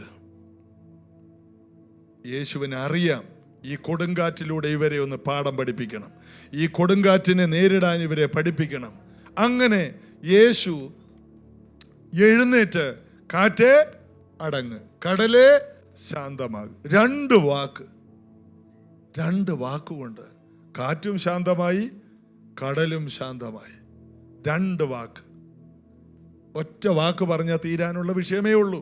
തുടക്കത്തിൽ പറഞ്ഞ അതേ കാര്യം, ഒറ്റ വാക്ക്. വർഷങ്ങളായി ആഞ്ഞടിക്കുന്ന വിഷയം യേശുവിൻ്റെ ഒറ്റ വാക്കുകൊണ്ട് തീർക്കാൻ കഴിയുന്നതേ ഉള്ളൂ. ഒറ്റ വാക്കിൽ തീരും, ഒറ്റ വാക്കിൽ. ഇത് കേൾക്കുന്ന പലരോടും പരിശുദ്ധാത്മ പറയുകയാണ്, ഒരു ദിവസം വേണ്ട നിന്റെ വിഷയം തീരാൻ, 1 സെക്കൻഡ് മതി. 1 സെക്കൻഡ് കൊണ്ട് തീരാൻ കഴിയുന്ന വിഷയമേ ഉള്ളൂ. അയ്യോ, എൻ്റെ കുടുംബ പ്രശ്നം 1 സെക്കൻഡ് കൊണ്ട് തീരാനേ ഉള്ളൂ. അയ്യോ, ഞാൻ നേരിടുന്ന രോഗം 1 സെക്കൻഡ് കൊണ്ട് തീരാനേ ഉള്ളൂ. അയ്യോ, ഈ രോഗം വന്നവർക്ക് ഇതുവരെയും ഇത് 10 ലക്ഷത്തിൽ ഒരാൾക്ക് വരുന്നതാണ്. 1 സെക്കൻഡ് മതി. 10 ലക്ഷത്തിൽ ഒരാൾക്ക് വന്നതല്ലേ, അത് 1 സെക്കൻഡ് മതി. അയ്യോ, ഇതിന് മരുന്നില്ലെന്നാണ് പറയുന്നത്. മരുന്ന് വേണ്ട, അവൻ്റെ ഒരൊറ്റ വാക്ക് മതി. ഒറ്റ വാക്കുകൊണ്ട്, അയ്യോ എൻ്റെ നട്ടെല്ലിന് നാളുകളായിട്ട് ഭയങ്കര ബുദ്ധിമുട്ടാണ്, ഇനി എനിക്ക് നേരെയാകുമെന്ന് തോന്നുന്നില്ല. 1 സെക്കൻഡ് മതി. 1 സെക്കൻഡ്. വെറും മണ്ണിനോട് എഴുന്നേറ്റ് വരാൻ പറഞ്ഞപ്പോൾ ആദാമായിട്ട് എഴുന്നേറ്റ് വന്ന ആ തലമുറയിൽ അവൻ്റെ തലമുറയിൽ നിന്ന് വന്നവരാണ്. അങ്ങനെ ഉണ്ടായ നട്ടല്ലേ ഉള്ളൂ നമുക്ക്. വെറും മണ്ണാങ്കട്ട കൊണ്ട് ഒരു മനുഷ്യനെ ഉണ്ടാക്കിയ കർത്താവിനോടാണോ കളി? അവൻ ഒറ്റ വാക്ക് മതി, ഒറ്റ വാക്ക്. നിന്റെ നട്ടെല്ല് സൗഖ്യമാകാൻ ഒറ്റ വാക്ക്, നിന്റെ ശരീരത്തിലുള്ള ട്യൂമർ പോകാൻ ഒറ്റ വാക്ക്, ഒറ്റ വാക്ക്, ഒറ്റ വാക്ക്. നിന്റെ രക്തം ശുദ്ധീകരിക്കപ്പെടാൻ, നിന്റെ കിഡ്നിയുടെ പ്രശ്നം മാറാൻ ഒറ്റ വാക്ക്, ഒറ്റ വാക്ക്. മാനസിക അസ്വസ്ഥതകൾ മാറാൻ ഒറ്റ വാക്ക്. ഈ പ്രാർത്ഥന കഴിഞ്ഞ് പോകുന്നതിന് മുമ്പ് അവൻ്റെ ഒറ്റ വിരലിൻ്റെ സ്പർശനം മാത്രം മതി. ഈ പ്രാർത്ഥനയിൽ അത്ഭുതങ്ങൾ കണ്ട് നീ മടങ്ങിപ്പോകും. യേശുവിൻ്റെ നാമത്തിൽ കൈകളെ തട്ടിക്കൊണ്ടതിനെ പ്രാപിച്ച് ഒറ്റ വാക്ക്, തലമുറയുടെ വിടുതൽ. ഒറ്റ വാക്ക്. ഭവനത്തിൽ ചെല്ലുന്നതിന് മുമ്പ് തന്നെ നിന്റെ വിഷയത്തിൻ്റെ മേൽ കർത്താവ് സീല് വെച്ചിരിക്കും. നിന്റെ ഫയലുകളിൽ സീല് വീഴും. ആരുടെയൊക്കെയോ ഫയലുകളിൽ അധികാരികളുടെ സീലിടുവാൻ ദൈവത്തിന്റെ കരം ചലിക്കുന്നു. റമന ഘടകജഗസിയ. ഏതൊക്കെയോ ഫയലുകളിൽ സീല് വീണിട്ടില്ല, അതിൻ്റെ മേൽ കർത്താവിന്റെ കരം ചലിക്കാൻ പോകുന്നു എന്ന് ദൈവാത്മാവ് പറയുകയാണ്. നിനക്ക് വേണ്ടി ദൈവം ചെയ്യും, നിനക്ക് വേണ്ടി കർത്താവ് ചെയ്യും. എപ്പോഴും കർത്താവ് നമുക്കൊരു ചാൻസ് ദൈവം തരും. എന്ത് കാര്യത്തിനാണെങ്കിലും. എൻ്റെ ജീവിതത്തിൽ ഇത്രയും കാലം അങ്ങനെയാണ്. എന്ത് കാര്യം ചെയ്യാൻ പോയാൽ അതിന് 1/3 കാശ് കയ്യിലുണ്ടാവും, അല്ലെങ്കിൽ എന്തെങ്കിലും ഉണ്ടാവും. ഒരു 5 അപ്പം 2 മീൻ പോലെ.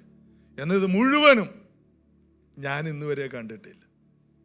ഇനി പിള്ളേർ ഇവിടെ ഇരിക്കുന്ന പലർക്ക് അഡ്മിഷൻ്റെ കാര്യമാണോ, അതിന് 1/3 കാശ് കയ്യിലുണ്ടാവുള്ളൂ. പിന്നീട് വിശ്വസിക്കാനൊരു ചാൻസ് തരികയാണ്. ദൈവത്തിൽ ആശ്രയിക്കാനൊരു ചാൻസാണ്. ആമേൻ. ഇനിയും ഇത്ര ലക്ഷം കണ്ടെത്തണം. ഏത് കാര്യം വന്നാലും ഇത്ര ലക്ഷം കണ്ടെത്തണം. ദൈവത്തിൽ ആശ്രയിക്കാൻ പഠിപ്പിക്കുകയാണ്, കാത്തിരിക്കാൻ പഠിപ്പിക്കുകയാണ്. അയ്യോ, നല്ലൊരു അഡ്മിഷന് വേണ്ടി വലിയൊരു അഡ്മിഷൻ. അപ്പോൾ അഡ്മിഷൻ നമുക്ക് വേണ്ട. എന്താണ്? അതിന് ഇത്ര ലക്ഷമാകും. നിനക്ക് ദൈവത്തിൽ ആശ്രയിച്ചൂടെ? ആ അഡ്മിഷൻ നിനക്ക് കിട്ടുന്ന ചാൻസ് നീ കളഞ്ഞിട്ട് നീ ഒരു സാധാരണ കോഴ്സ് എന്തിനെടുക്കണം? നീ വലിയ കോഴ്സുകൾ എടുക്കണം. നീ കൊടുങ്കാറ്റിൻ്റെ നേരെ നിൽക്കണം. പൈസ ഇല്ല എന്ന കൊടുങ്കാറ്റിനെ നീ ശക്തി പ്രാപിച്ച് പറന്ന് തോൽപ്പിക്കണം. നിനക്ക് നല്ല അഡ്മിഷനുകൾ വേണം. ഏതോ ഒരു രാജ്യത്ത് ഏറ്റവും നല്ലൊരു ഇന്ന കോഴ്സുണ്ട്. നീ അതിനു വേണ്ടി തന്നെ ശ്രമിക്ക്, അതിനുവേണ്ടി ചുവട് വെക്ക്. കയ്യിൽ പൈസ ഉണ്ടോ ഇല്ലേ എന്നുള്ളത് കർത്താവിന് വിഷയമില്ല. നിന്റെ പക്കൽ എന്തുണ്ട് അതിങ്ങോട്ട് തരാനാ പറയുന്നത്. കയ്യിൽ എന്തുണ്ട്? ഞങ്ങളുടെ കയ്യിലൊന്നുമില്ല. ഒരു ചെറുക്കൻ, അവൻ കർത്താവിൻ്റെ മീറ്റിങ്ങിലിരുന്ന് ഉറങ്ങിയതാണെന്ന് തോന്നുന്നു. അവൻ്റെ കയ്യിൽ 5 അപ്പം 2 മീനുണ്ട്. അതിങ്ങോട്ട് താ. ബാക്കി എല്ലാവരും 3 ദിവസം കൊണ്ട് തീറ്റ ഉള്ളതെല്ലാം തിന്നു കഴിഞ്ഞു. അവരെ യാത്രയിൽ കൊണ്ടുവന്നതെല്ലാം കഴിച്ചു കഴിഞ്ഞു. എന്നാൽ അവൻ്റെ കയ്യിലാണ് 5 അപ്പവും 2 മീനും. അതിങ്ങോട്ട് താ. കർത്താവിന് ഒത്തിരിയൊന്നും വേണ്ട. കർത്താവിന് എന്തെങ്കിലും ഒന്ന് വേണം. നിന്റെ വിശ്വാസത്തിൻ്റെ അടയാളമായിട്ട് ഒരു ചെറിയ തുകയുമായിട്ട് നീ സ്റ്റെപ്പ് വെക്ക്.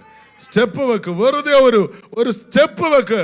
അതോടുകൂടി കർത്താവ് അത്ഭുതം നടത്തും. ഒരു ചുവട് വെക്ക്, ഒരു വിശ്വാസത്തിൻ്റെ ചുവട് വെക്ക്. ആമേൻ.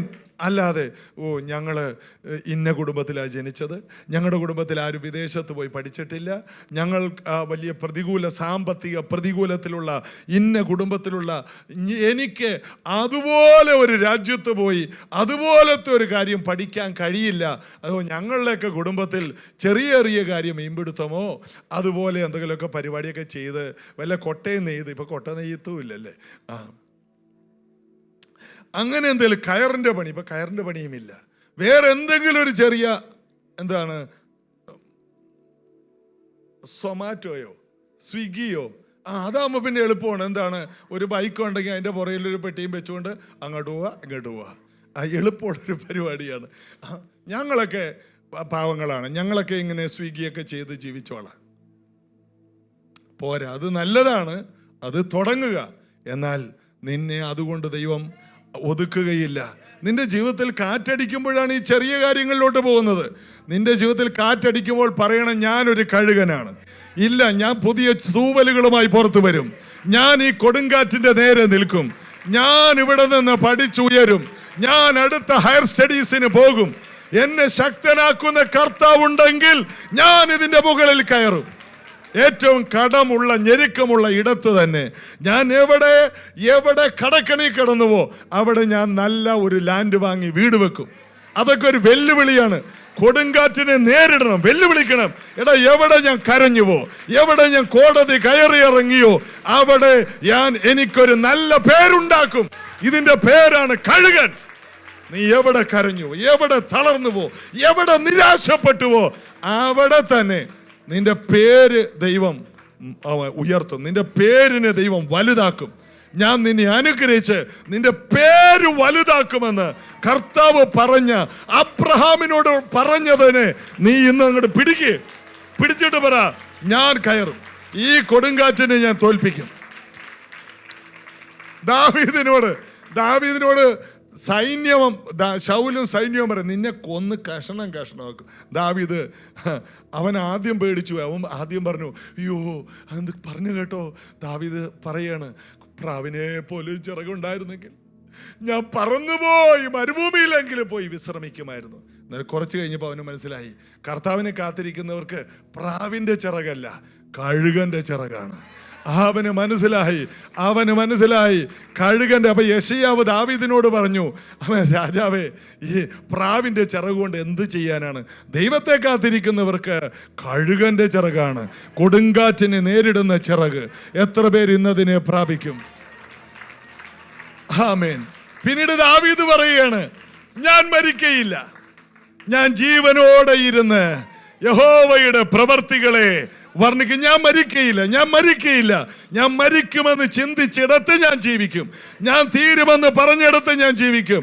ഞാൻ ആത്മഹത്യ ചെയ്യുമെന്ന് പറഞ്ഞിടത്ത് ഞാൻ ദീർഘായുസോടെ നിന്ന് ആത്മഹത്യ ചെയ്യുന്നവരെ രക്ഷിക്കുന്ന ഒരു സുവിശേഷകനായി ജീവിക്കും. മരിക്കുന്ന വീടുകളിൽ ഞാൻ ഓടിച്ചെല്ലും. ഇവിടെ വന്ന് പ്രസംഗിച്ചിട്ടുള്ള പ്രിൻസിനെ എത്ര പേർക്ക് അറിയാം? പാസ്റ്റർ പ്രിൻസിനെ. അദ്ദേഹത്തിൻ്റെ മെയിൻ ജോലി റാന്നിയിൽ ആരെങ്കിലും ആത്മഹത്യ ചെയ്താൽ പ്രിൻസ് ജീപ്പും കൊണ്ട് പോയിട്ട് ആരും കയററുത്ത് ആളെ താഴെ ഇടൂല. ഇദ്ദേഹമാണ് പോയി കയററുത്ത് താഴെ ഇടുന്നത്, ആശുപത്രിയിൽ കൊണ്ടുപോകുന്നു. പ്രിൻസിൻ്റെ അപ്പൻ, പ്രിൻസ് കുഞ്ഞായിരിക്കുമ്പോൾ, ഇവിടെ ഇരിക്കുന്ന ജോഷോ കൊട്ടൻ്റെ അത്ര ഉള്ളപ്പോൾ പ്രിൻസ് എൻ്റെ മുമ്പിൽ ഇരുന്നേച്ച ഒരു കൊച്ചു കുഞ്ഞാണ്. വർഷങ്ങൾക്ക് മുമ്പുള്ള ചരിത്രമാണ്. അന്ന് ഞാനവിടെ പ്രസംഗിക്കാൻ ചെല്ലുമ്പോൾ പ്രിൻസിൻ്റെ അപ്പൻ കുഞ്ഞുമോൻ ചാൻ എന്നോടൊരു വാക്ക് പറഞ്ഞിട്ടുണ്ട്. എൻ്റെ പാസ്റ്റർ, എനിക്ക് ആകെയുള്ള ഒരു ആന്തരിയാണ് ഇവനെ എനിക്ക് കിട്ടേണ്ടതല്ല. ഒരു ദിവസം ഞാനും എൻ്റെ ഭാര്യയും കൂടി റോഡ് സൈഡിൽ നിന്ന് വീടിൻ്റെ മുമ്പിൽ വർത്തമാനം പറയുമ്പോൾ വീടിൻ്റെ മുകളിലത്തെ നിലയിൽ നിന്ന് എൻ്റെ ഈ മോൻ ഇലക്ട്രിക് ലൈനിലോട്ട് വീണു. എങ്ങനെയോ കാല് തെറ്റി ഇലക്ട്രിക് ലൈൻ തൊട്ടരികപ്പോൾ ഇലക്ട്രിക് ലൈനേ കിടക്കുകയാണ്. അപ്പൊ ഈ കാഴ്ച കണ്ടിട്ട് കുഞ്ഞുമോൻ ചാൻ ആൻറ്റിയോട് പറഞ്ഞു, ഭാര്യയോട്, നമ്മുടെ മോൻ പോയടി. അപ്പോൾ അച്ചായ എന്താ അങ്ങനെ പറയുന്നത്? അപ്പോഴാ തിരിച്ചു കാണിച്ചു, ലൈൻ കമ്പിയെ കിടക്കുകയാണ്. ജീവൻ പോയി, ആള് ലൈൻ കമ്പിയിൽ ഷോക്ക് അടിച്ച് കിടക്കുകയാണ്. പെട്ടെന്ന് കറണ്ട് പോയി. ഈ അമ്മാമ്മ കർത്താവേ എന്നൊരു വിളിച്ചു. കറണ്ട് പോയി. നേരെ ആ ഇലക്ട്രിക് പോസ്റ്റിൽ നിന്ന് നേരെ താഴെ വീണു. ആ ആളാണ് ഇവിടെ നിന്ന് പ്രസംഗിക്കുന്നത്. തീർന്നു പോകേണ്ടതിനെ അനേകരുടെ മരണത്തിൽ നിന്ന് രക്ഷിക്കാൻ ഓടുന്നവനാക്കി മാറ്റുന്ന കർത്താവ്. അപ്പൊ നമുക്കൊരു ജീവിതമുണ്ട്. നമ്മൾ ദൈവസഭയെന്ന് പറഞ്ഞാൽ മരിക്കുന്നവരെ അതിൽ നിന്ന് പുറത്തു കൊണ്ടുവരുന്നവരാണ്. മറ്റുള്ളവരെ രക്ഷിക്കാനൊരു ജീവിതമാണ് ദൈവം നമുക്ക് തന്നത്. നമ്മൾ ഓടിച്ചെന്ന് പറയുകയാണ്, ഞാൻ മരിക്കേണ്ടവനായിരുന്നു, ദൈവം എന്നെ അതിൽ നിന്ന് വിടുവിച്ചു. ഞാൻ കടക്കണിയിലായിരുന്നു, ഞാനും ഈ കൊടുങ്കാറ്റിൽ പെട്ടതാണ്. അവരവരുടെ കൊടുങ്കാറ്റ് പറയുമ്പോൾ നമ്മൾ അവരോട് അതിനേക്കാൾ വലിയൊരു കൊടുങ്കാറ്റ് പറയുമ്പോൾ അവർക്ക് അതൊരു ആശ്വാസമാവും. ഇത്രയും വലിയ കൊടുങ്കാറ്റായിരുന്നു. അത് പറയാനാ ദൈവം വിളിച്ചത്. വർഷങ്ങൾക്ക് മുമ്പ് നമുക്കൊരു TV പ്രോഗ്രാം ഉണ്ടായിരുന്നു. ACV, UCV, സിൽവർ സ്റ്റാർ എന്നൊക്കെ പറയുന്ന കേബിൾ കണക്ഷനിൽ.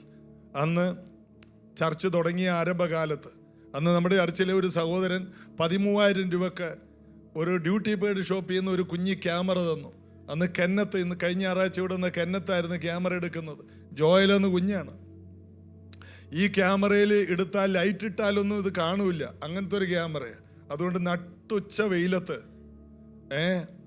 തെങ്ങുംകുറ്റിയെ പോയി 12 മണിക്ക് ഇരുന്നാലേ എന്നെ കാണുള്ള ആൾക്കാർ. അങ്ങനത്തെ ഒരു വീഡിയോ ക്യാമറയാണ്. അതിലൂടെ വീഡിയോ എടുത്ത് അന്ന് ഈ ആലപ്പുഴയിലുള്ള കേബിളുകളിലൊക്കെ കൊടുക്കുകയാണ്. അങ്ങനെ കൊടുത്തപ്പോൾ ചങ്ങനാശ്ശേരി എന്നൊരു സിസ്റ്റർ എന്നെ വിളിച്ചു. അപ്പോൾ ടി വിയിൽ വരുന്നവർ വിളിക്കുന്നത് ബ്രദർ ബ്രദർ, അപ്പം ഞാൻ സിസ്റ്റർ സിസ്റ്റർ അങ്ങനെ പറയും. ബ്രദർ പ്രാർത്ഥിക്കണം. ഒരു കാത്തലിക് കുടുംബത്തിലെ ഒരു സ്ത്രീയാണ്. ബ്രദർ പ്രാർത്ഥിക്കണം, 35 ലക്ഷം രൂപയാണ് കടം ബ്രദർ. അപ്പോൾ ആ സമയത്താണ് നമ്മുടെ ജോൺ പുക്കായി സാറൊക്കെ ഇവിടെ ഇരിപ്പുണ്ട്. അവരൊക്കെ രക്ഷിക്കപ്പെട്ടു വന്ന സമയം 1 കോടി രൂപ കടം, 2 കോടി രൂപ കടമുള്ളവരൊക്കെ നമ്മുടെ മുമ്പിൽ വന്നിങ്ങനെ ഇരിക്കുകയാണ്. ആ സമയത്താണ് 35 ലക്ഷത്തിൻ്റെ കടം വിളിക്കുന്നത്. ബ്രദർ 35 ലക്ഷം. ഞാൻ പറഞ്ഞു 50 ലക്ഷത്തിൽ കുറഞ്ഞ് ഒരു കടവും സ്വീകരിക്കുന്നതല്ല. അപ്പം ഇത് കേട്ടപ്പോൾ ആ സിസ്റ്റർ, ആണോ ബ്രദർ? ഞാൻ പറയാം അതെ, അതിനേക്കാൾ മുകളിലെ ടീമാണ് എൻ്റെ മുമ്പിലിരിക്കുന്നത്. പിന്നെയാണ് ഇതൊക്കെ. ഇത് കേട്ടപ്പോൾ ആശ്വാസമായി ബ്രദർ. അവർക്ക് പ്രാർത്ഥിക്കേണ്ടി പോലും വന്നില്ല. കാരണം നമ്മുടെ വിഷയം അവരോട് പറഞ്ഞാൽ അവർക്ക് ഭയങ്കര ആശ്വാസം ഉണ്ടാവും. എന്നാൽ കടക്കണിയിൽ കടന്ന പലരും ഇന്ന് അനുഗ്രഹിക്കപ്പെട്ട് അവരുടെ മുമ്പിൽ വെച്ചാണ് ഞാൻ ഈ സാക്ഷ്യം പറഞ്ഞത്. നമ്മൾ ഒത്തിരി കൊടുങ്കാറ്റ് കണ്ടവരാണെന്നേ, നമ്മൾ ഒത്തിരി ചുഴലിക്കാറ്റ് കണ്ടവരാണ്. ഇതിലൊന്നും ദൈവസഭ തീർന്നു പോകില്ല. മരണത്തെ മരണം കൊണ്ട് തോൽപ്പിച്ചവനാണ് നമ്മുടെ കർത്താവ്. കർത്താവിൻ്റെ മക്കളാണ് നമ്മൾ. എല്ലാ വിഷയത്തെയും നേരിടും, എല്ലാ രോഗത്തെയും നേരിടും, എല്ലാ പ്രതികൂലത്തെയും നേരിടും, എല്ലാ കടക്കണികളെയും നേരിടും, എല്ലാ മാനസിക പ്രശ്നത്തെയും നേരിടും, എല്ലാ നിരാശകളെയും നേരിടും.